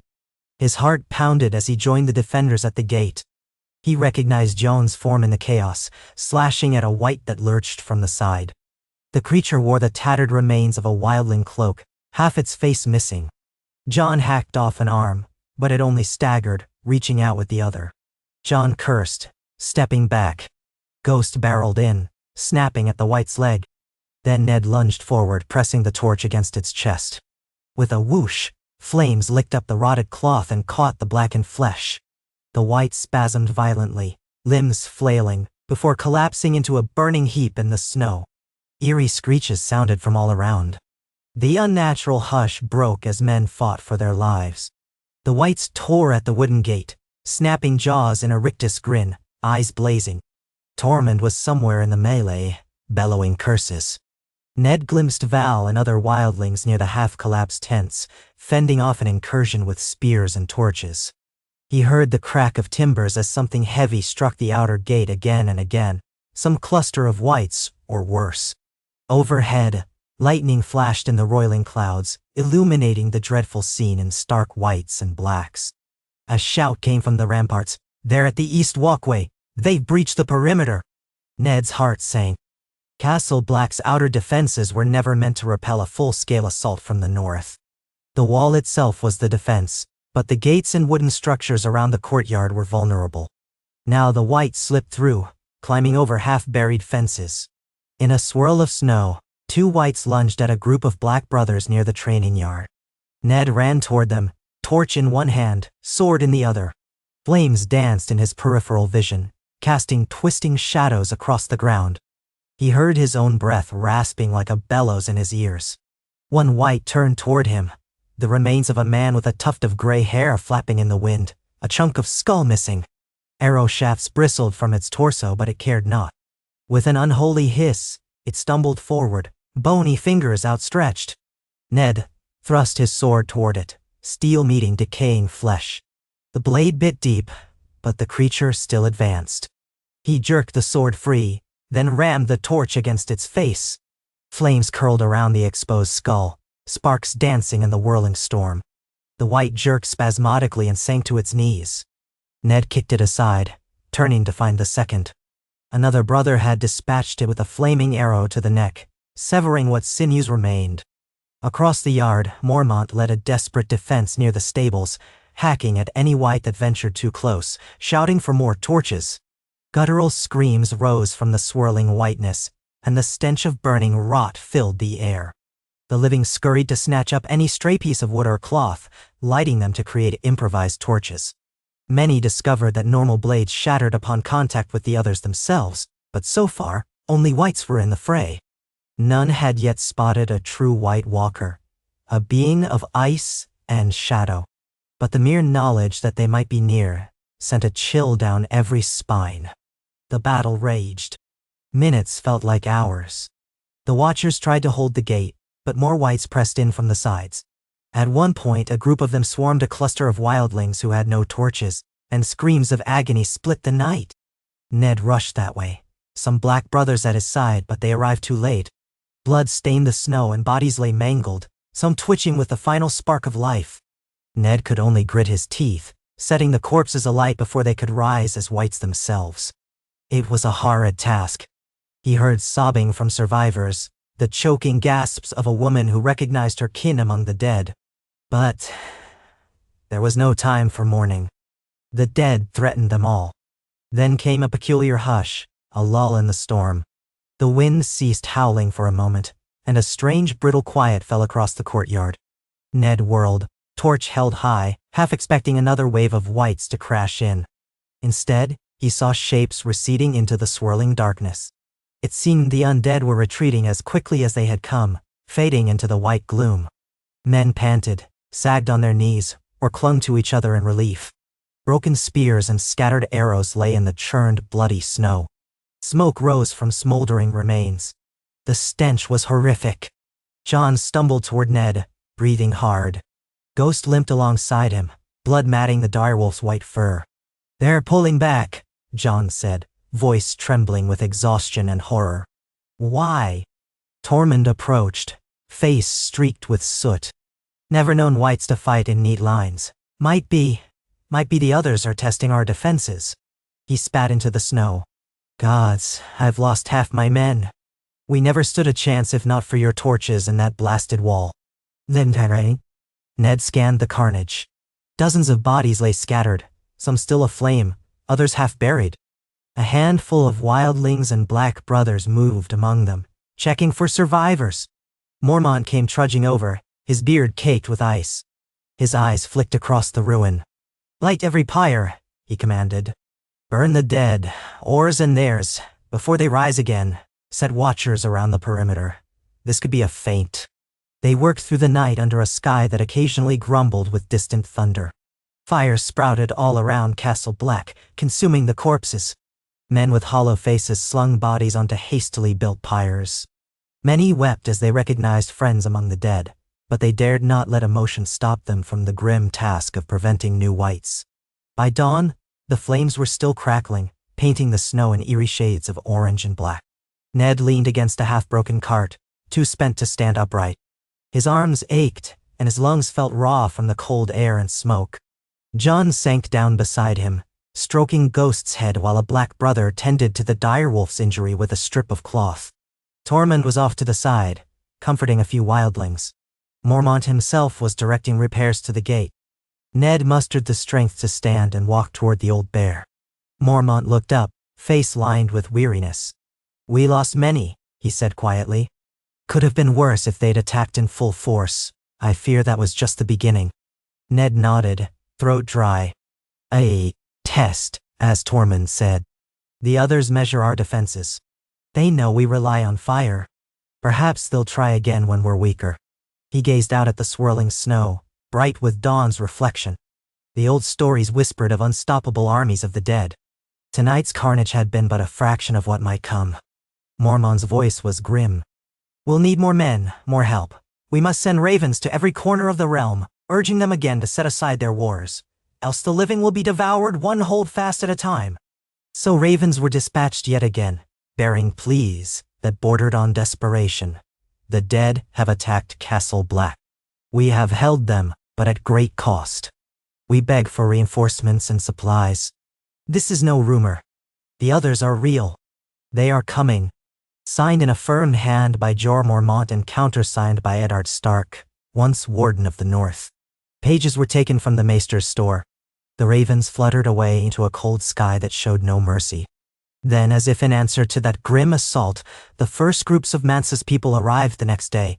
Women, children, the infirm. They came in small clusters, led by wildling scouts who had heard of the arrangement with the Watch. Their faces, etched with weariness and terror, suggested that the white attack had not been confined to Castle Black. Some told of entire caravans slaughtered in the night, reanimated corpses dragging away the living. Others were simply grateful to see the wall and potential safety. The Watch had no choice but to open the gates to them. Ned saw the lines of refugees shuffle through. Most had no more than the clothes on their backs, some leading half-starved animals. Mormont's men carefully searched for weapons, confiscating the more lethal ones, though many of these unfortunates were too exhausted to resist. With the memory of the white attack still fresh, the Black brothers performed their duty more with pity than hostility. But pity alone could not solve the problem of feeding them. The new arrivals increased the demand for food, shelter, and clothing. Tensions ran high. Some Black brothers muttered that the wildlings were bringing more trouble, that it would have been better to keep them out. Others, however, had begun to see them as fellow victims of a far deadlier foe. Even so, the friction never fully went away. Amidst these difficulties, Ned helped organize a system. Large cooking fires to make communal pots of stew, ration lines and rotating watch duties that included both free folk and black brothers. He convinced Tormund and some of the wilder chieftains that it was in everyone's best interest to keep order. Left to themselves, some wildlings might snatch what they needed from storerooms or black brothers might lash out. Only cooperation would keep the entire camp alive. Days crawled by, each one colder than the last. Storm after storm battered the region. More whites were spotted roaming the periphery, snatching lone wanderers or picking off the weak. Scouts sometimes brought back bodies, people who had frozen to death in the wilderness or had died from injuries. Those bodies too had to be burned. Sleep became a rare commodity. Whenever Ned managed a few hours, he would dream of a different time, of Winterfell's courtyard in summer, of the laughter of his children echoing off sunlit walls. He'd wake with a start, only to find the gloom pressing in on every side, the sour tang of half-burned flesh mingling with the pine-scented wind. At last, more men arrived from the north, 200 under the banner of House Umber, another 50 from House Manderley. They trudged through the King's Road, half-frozen, bearing meager supplies. The relief was welcome, if not enough. The new arrivals offered stoic grunts when they saw wildlings occupying the grounds near Castle Black, but under Ned's stern direction, they sheathed their grudges. "We have enough enemies in the snow," he said bluntly to Greatjon Umber, the towering lord who led the group. "We can't afford to start a feud here." Greatjon eyed the wildlings with his characteristic brashness, but grudgingly acknowledged Ned's authority. "You're the one who's seen the real threat, Lord Stark," he rumbled, crossing his massive arms. "If you say these free folk are allies, then I'll keep my men in line." His gaze sharpened. "But if they betray us..." Ned exhaled. "I know. Let's pray it doesn't come to that." "Why?" The newcomers joined the perimeter watch, shoring up defenses that had been battered by the White attack. They helped build new barricades around the courtyard and fortify the gates. Morale rose slightly, if only from the presence of fresh warriors who had faced storms in the north all their lives. It was a fleeting sense of hope, though, for word came from rangers that the others still lurked beyond the horizon. Each day, more scattered refugees showed up. Whispers abounded that Mance Rayder and his main body were not far behind. At times, Ned thought about the south. He wondered if King's Landing still believed him dead, or if Joffrey realized that his mercy had placed Ned in the one spot that might determine the fate of the realm. He wondered if Cersei Lannister snickered at the notion of Ned Stark in black rags, fighting for his life among criminals and outcasts. None of that mattered to him now. He had found a sense of purpose more profound than any politics. This was a war of survival for all humanity. Yet, he felt a pang of regret for Sansa's plight. Was she still a hostage in the Red Keep, or had she found some fragile safety? Did Arya roam the Riverlands, alone and frightened? He prayed the gods might protect them both, along with Bran and Rickon in Winterfell. The dreaded moment came at last. Mance Rayder's main host emerged from the swirling snow on the northern horizon. Watchers on the wall sounded the alarm as the banners of the free folk came into view. Crude totems, ragged flags, the silhouettes of mammoths plodding forward, and the stony silhouettes of giants walking beside them. Thousands of men and women in furs, armed with spears, swords, axes. They moved slowly, strung out along the plains. In any other context, such a force would seem unstoppable. But the watchers couldn't help noticing how many looked half-starved, or how a portion of the column was simply families with sleds and meager belongings. This was not an army spoiling for conquest. It was an exodus. Even so, the threat loomed. If the crossing turned violent, the blood would drown the snow red. Ned, Mormont, Tormund, and several black brothers rode out cautiously. They carried the black banner of the Night's Watch, accompanied by Umbermen and a few Manderley knights, all of them resolved to maintain the fragile peace. They reached an agreed-upon meeting point within sight of the wall's colossal face. There, Mance waited on horseback, flanked by half a dozen chieftains. Giants loomed behind them, each standing near the height of 2 or 3 men, faces obscured by shaggy hair, occasionally grunting or hooting in guttural language. The mammoths they led snorted clouds of steam. Mance greeted them with a sober nod. "It seems our time has come." Mormont was equally grim. "We haven't the resources to feed your army all at once." Mance raised a gloved hand. "I'll send my people through in waves as we agreed. But know that any betrayal will not be met quietly. if your southern kings come to butcher my folk, we will fight back." He paused, scanning the lines of men. His gaze fell on Ned.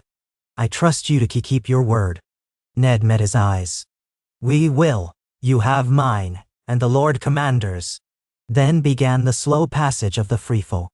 For days, they trudged to the wall's main gate, to be searched by Black Brothers, one group at a time. Women and children first, carrying the old and infirm. Their eyes flicked up at the towering ice with fear and awe. Then came the hardened warriors, some muttering curses, others swallowing their pride to hand over treasured weapons.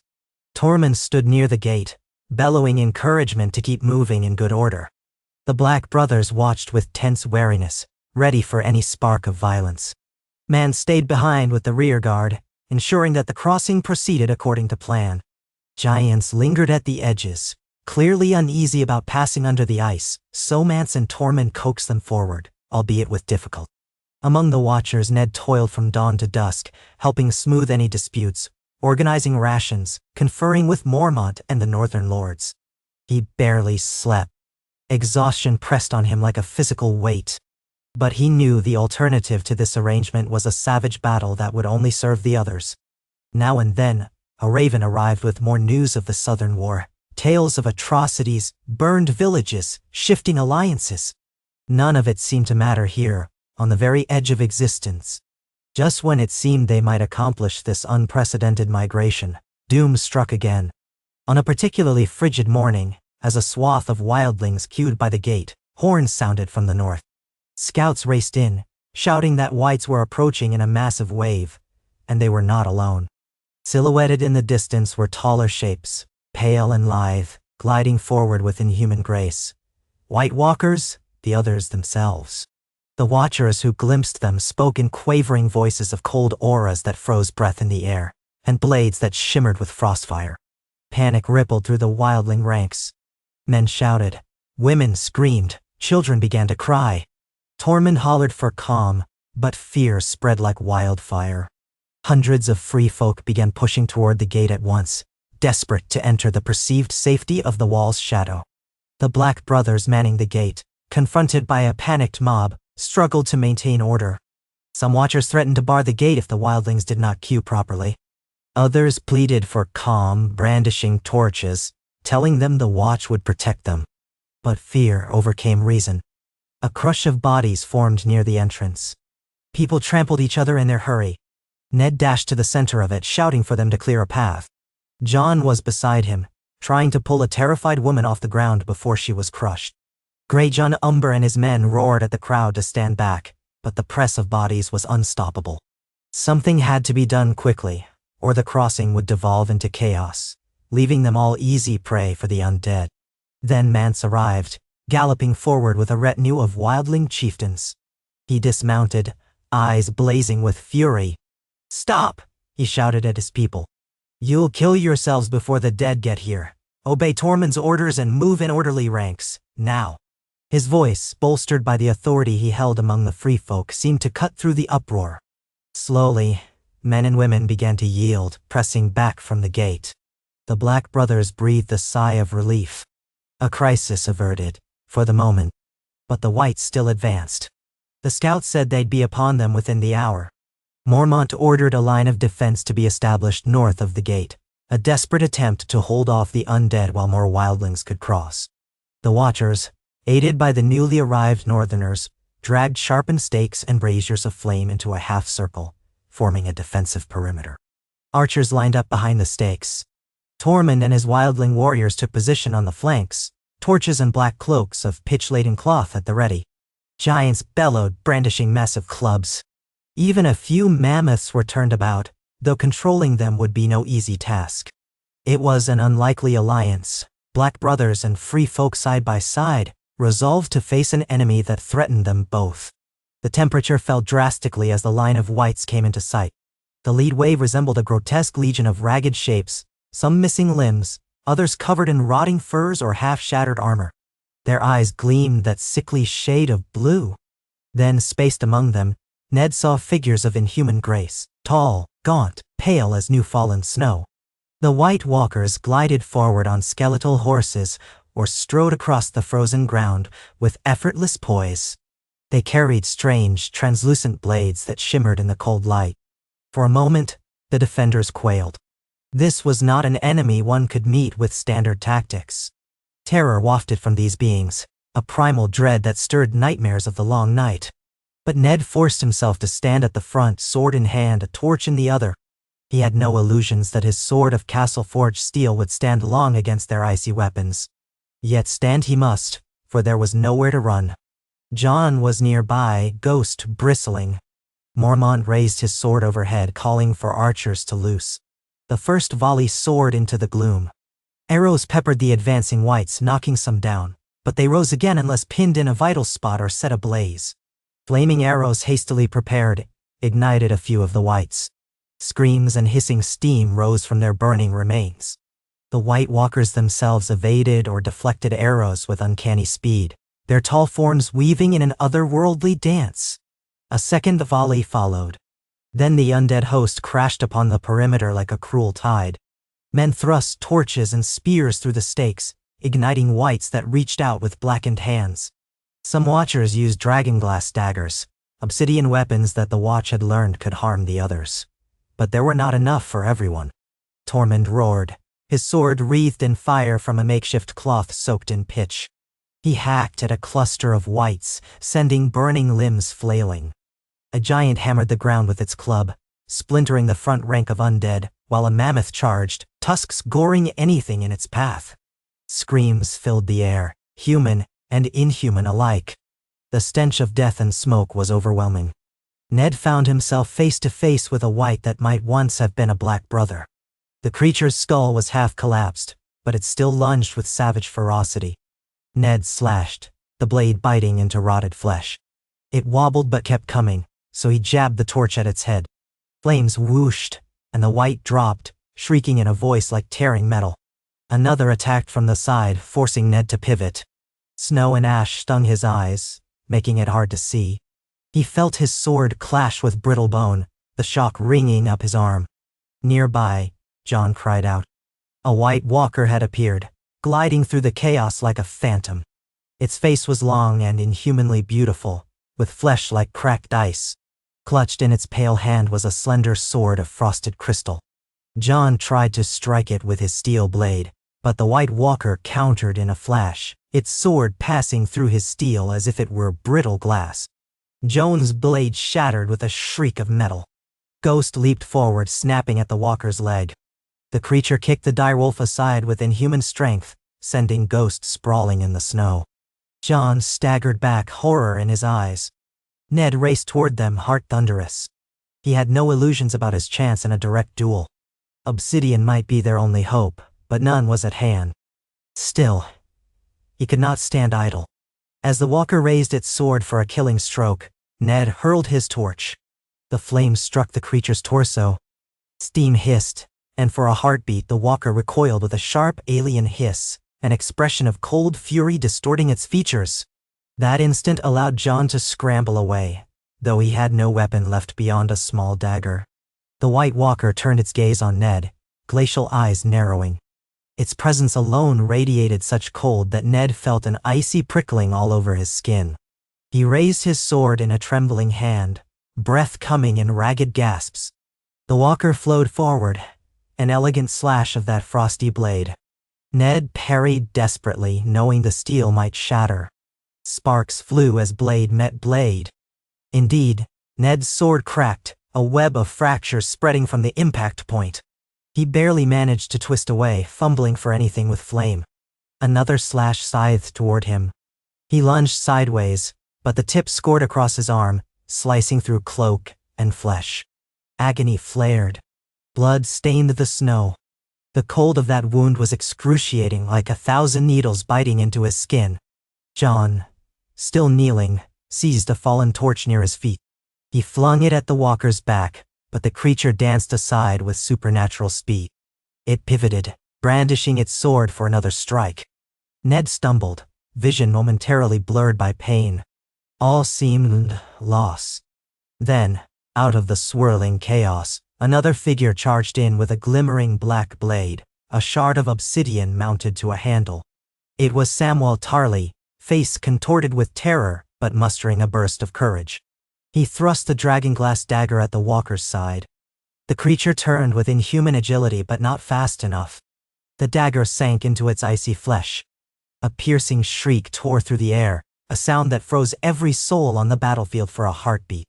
The White Walker reeled back, cracks racing across its body like a spiderweb. Then it shattered into shards of glimmering ice, scattering across the snow. An otherworldly wind gusted, swirling the fragments away. Sam collapsed to his knees, panting in shock at what he'd done. Ned and Jon stared, hardly believing their eyes, hearts hammering.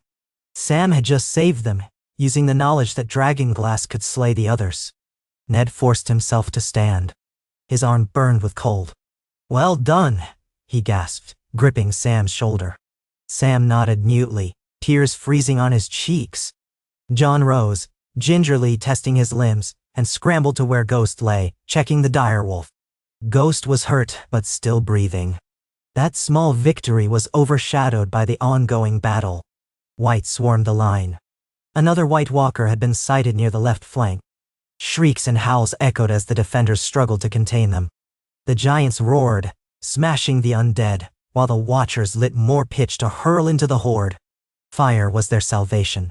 Obsidian daggers, few in number, were passed from man to man in desperation. Tormund bellowed something about not letting them break the line.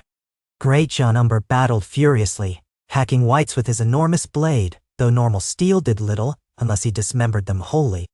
Mormont commanded archers to concentrate flaming arrows on any cluster of Whites.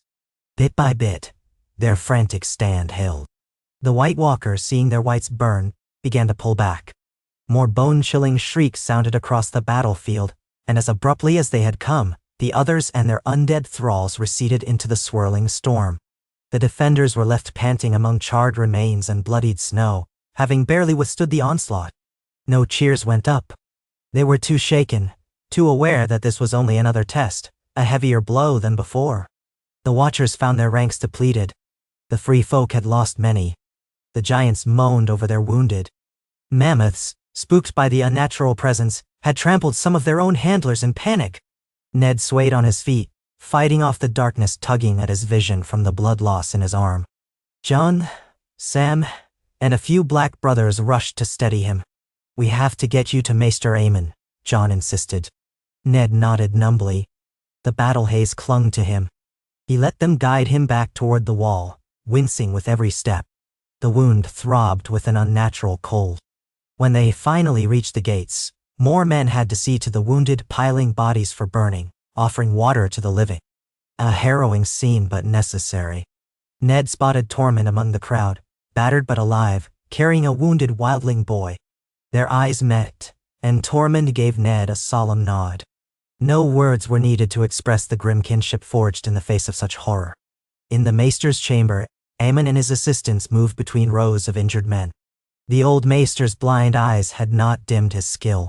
He probed Ned's wound gently, applied a salve that burned worse than the cut itself, then wrapped it with linen. "The chill will pass, but you must rest. That blade was no ordinary steel." Ned only nodded, teeth grit against the lingering cold searing through his flesh. Sam approached, eyes still red. "I'm sorry if I was slow. I just saw you both in danger and I..." Ned reached out, laying a hand on his shoulder. "You saved our lives, Samwell Tarly. Never doubt your courage." Jon concurred, offering Sam a grateful look. The aftermath was grim. Dozens more had died, and some of the fallen rose again as Whites during the night, forcing the watchmen to burn corpses hastily. But the line had not broken, and more wildlings managed to cross. Over the following days, as Ned recovered, word spread that the greatest threat was still to come. Mance Rayder urged speed in getting his people through the wall, for the White Walkers would keep testing their strength. Nights were sleepless as Watchers scanned the snowy horizon for the next wave. Torches, pitch, and obsidian became more precious than gold. A flicker of hope arrived in the shape of ravens from the south. One bore the seal of King Stannis Baratheon. It declared that Stannis had received disturbing proof of the threat in the north. He proclaimed that once certain matters in the south were settled, he would march north to defend the realm from the others, for such was a king's duty. Another letter came from Robb Stark's camp, indicating that he was forging new alliances to send more men to the Wall as soon as possible. The timing was uncertain. No one could guess how quickly a war-torn realm could pivot to face an otherworldly foe. But at least the wheels of fate were turning. In the meantime, the men of the Night's Watch, the Free Folk, and the Northern Lords had only each other to rely on. Each sunrise brought new challenges: feeding the refugees, guarding against whites, shoring up wooden walls battered by storms. Mormont and Mance spent long hours in tense discussions, strategizing how to position their forces for the inevitable next attack. Sometimes Ned joined them, offering what insights he could. Now and then Tormund would lounge in the corner, guzzling whatever ale could be spared, joking in a forced manner to lighten the gloom. Winter's darkness stretched longer each day. Some whispered that they were living through the dawn of another long night, that the sun would soon vanish entirely. Superstition crept among the men. Ned tried to counter it with rational calm, reminding them that the seasons in Westeros were unpredictable, that they must maintain hope. But even he felt a gnawing dread. Each day that the others did not strike in force was a gift, but also a promise of looming doom. Jon too carried burdens heavier than his years. In spare moments, Ned noticed him staring into the distance, face drawn. Ned tried to offer fatherly guidance, but what guidance could he give? They stood at the edge of the world, facing an enemy of legend. All he could do was remind Jon that he was proud of him, that he had grown into a man worthy of any father's admiration. Sometimes, when the nights were quiet, too quiet, they would talk in hushed tones about their memories of Winterfell. Jon confessed his regrets at leaving before saying proper farewells to Bran and Rickon. Ned's heart twisted at that, recalling his own regrets. Yet he would place a reassuring hand on Jon's shoulder. "We do what we must. Perhaps if we survive all this, you will see your brothers again." Between the swirling storms and the tension, time felt unreal. One day bled into the next, a cycle of vigilance. Then, near what should have been midwinter, a dire raven came from Eastwatch by the sea, carrying news that a fleet had been sighted on the eastern horizon.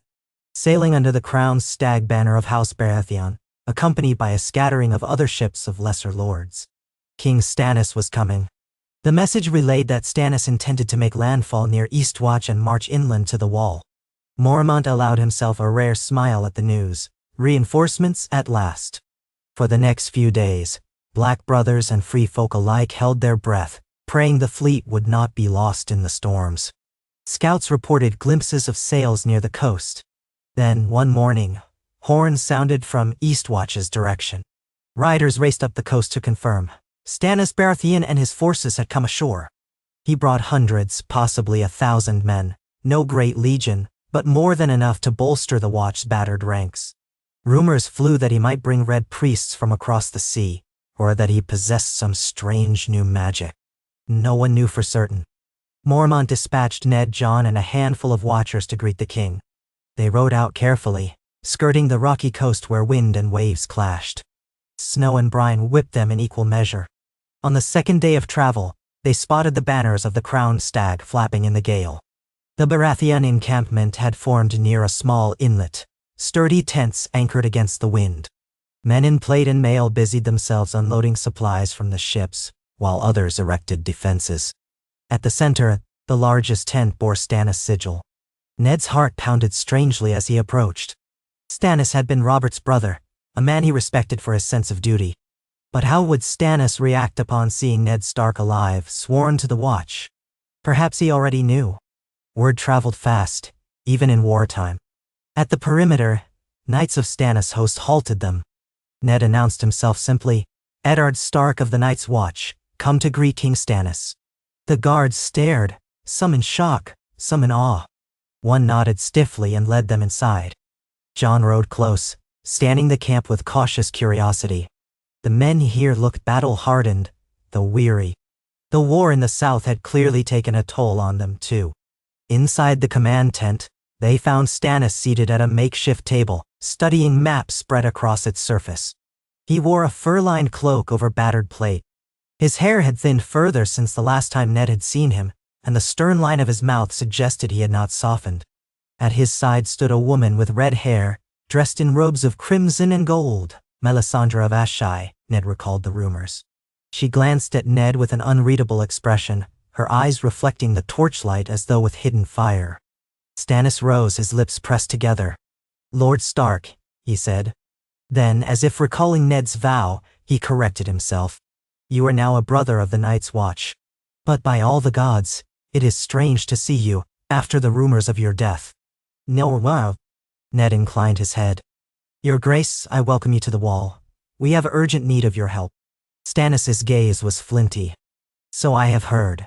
The dead rise, ancient evils stir. I would have come sooner, but the war with the Lannisters demanded my attention. Now, I am here. With what forces I can muster, by right of law, I am the true king. I shall defend the realm from any threat." Melisandre stepped forward, a slight smile on her lips. "The flames have shown us the darkness that gathers in the north. R'hllor's light must banish it, or all shall perish." Ned had little patience for foreign priests, but necessity bound them. "We are grateful for any who join the fight. My lord, the others have attacked Castle Black more than once. We have allied with the free folk to withstand them. The crossing continues even now." Stannis's eyebrows rose. "Allied with wildlings, I had heard of this arrangement." His tone was disapproving. "They are lawless raiders, savage murderers, and yet you join hands with them." Ned stood firm. "They are also men, women and children, fleeing an enemy that will kill us all if we remain divided. We do what we must. If we fail, the realm you intend to rule will be overrun by the dead." Stannis studied him for a moment, lips a thin line.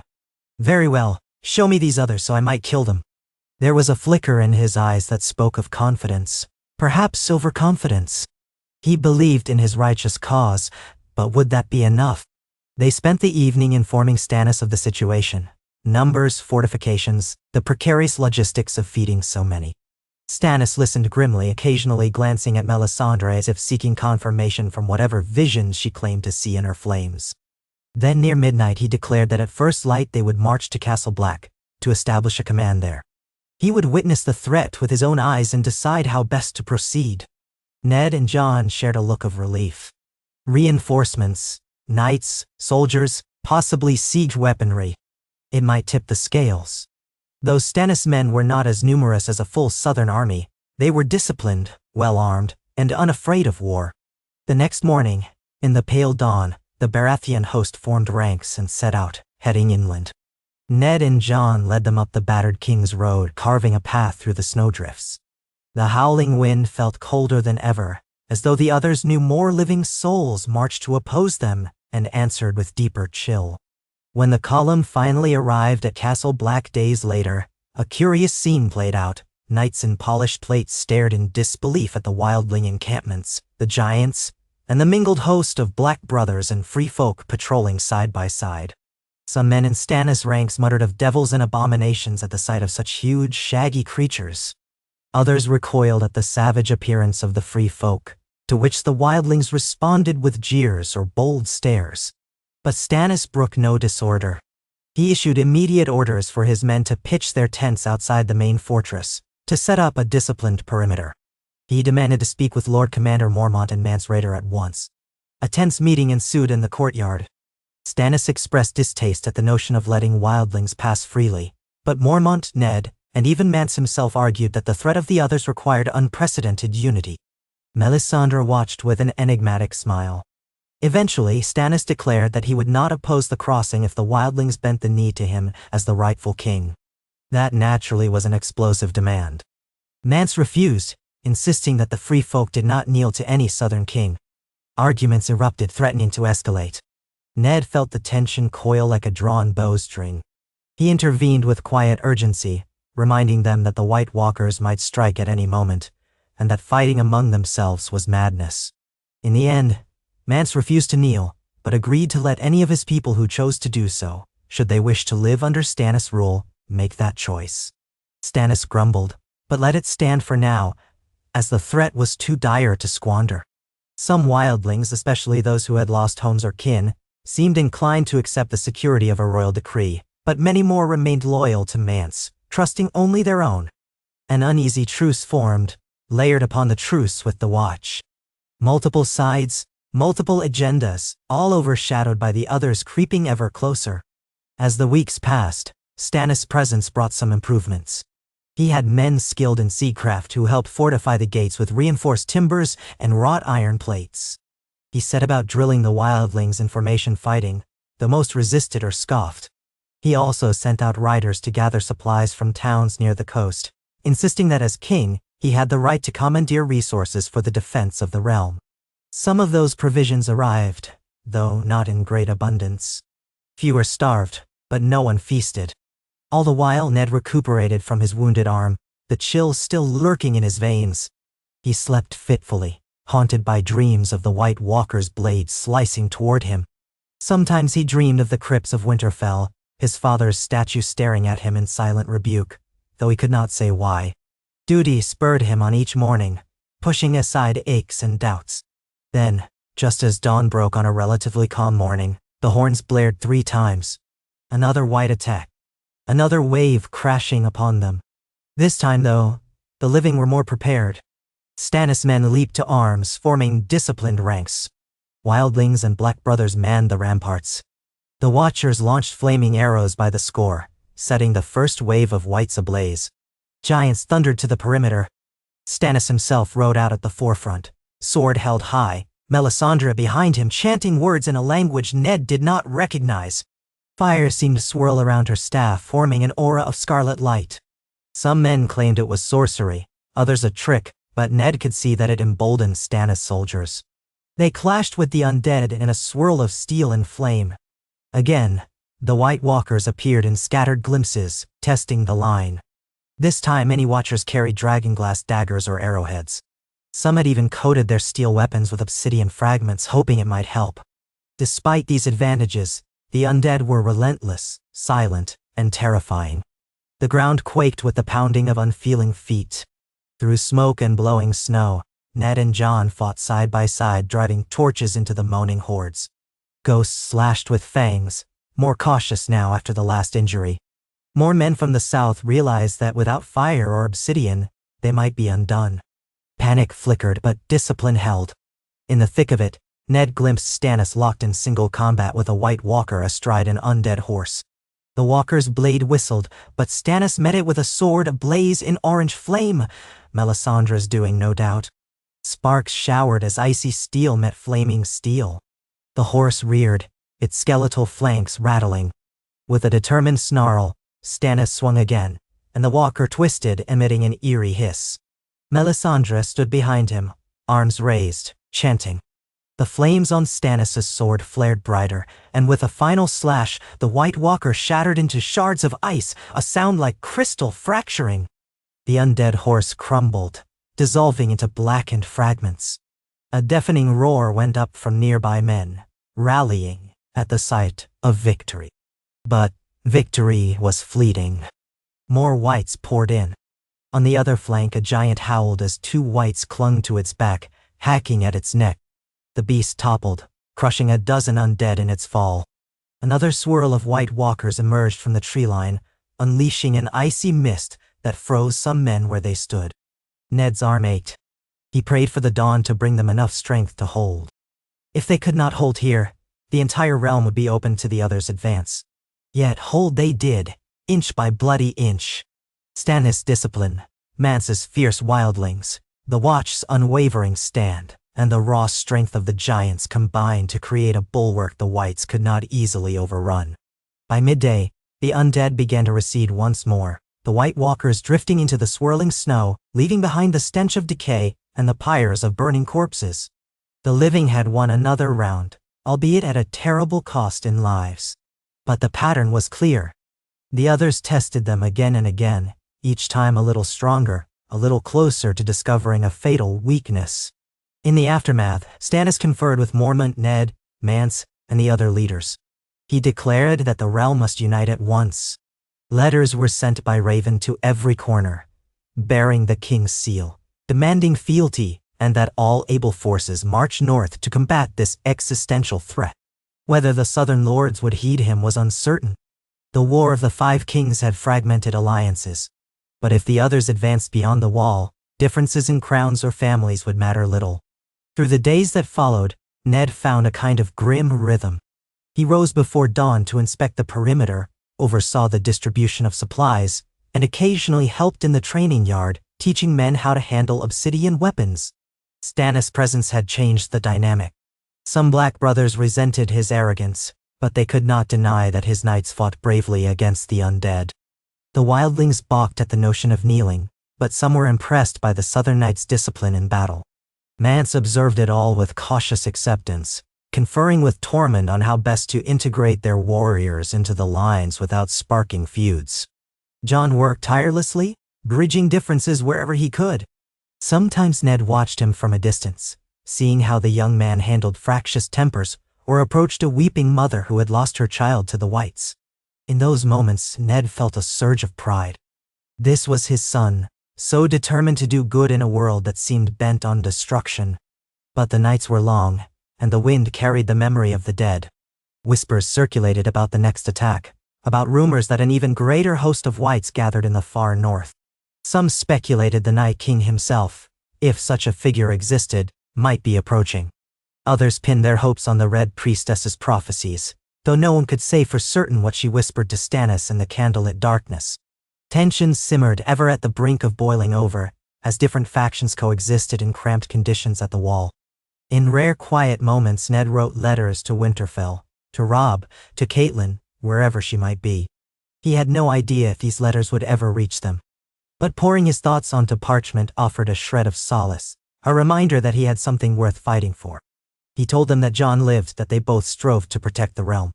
He wrote that all the petty wars must cease, or else the living would be devoured by the unstoppable tide of winter's wrath.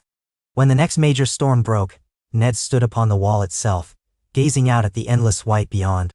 Mormont's men had rigged torches along the walkway, their flames flickering in the howling wind. The ice underfoot glowed faintly in the torchlight. Far below, tiny shapes moved about Castle Black, men in black cloaks, knights with antler sigils, wildlings hunched against the cold, and the hulking forms of giants. No matter their differences, they were all so small in the face of this vast emptiness. Yet there was courage here.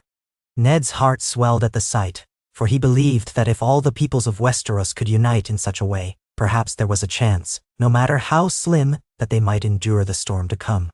He closed his eyes, letting the icy wind lash at his face, and recalled the old words of his house. Winter is coming? They had never felt so true. And yet, in that truth, there was a strange comfort. He had sworn an oath to protect the realm as a brother of the Night's Watch, and if it cost him his life, so be it. Better to die with honor in the cold than to have lost his head in the treachery of King's Landing. At least here, at the end of the world, his duty was clear. He would stand watch until the dawn broke or until the darkness claimed them all. As the wind shrieked, Ned Stark opened his eyes and looked out upon the vast realm he once served as Warden of the North. Now he served it again, in black among outcasts and kings alike, forging alliances with those once called enemies. The fate of the living hinged on their unity.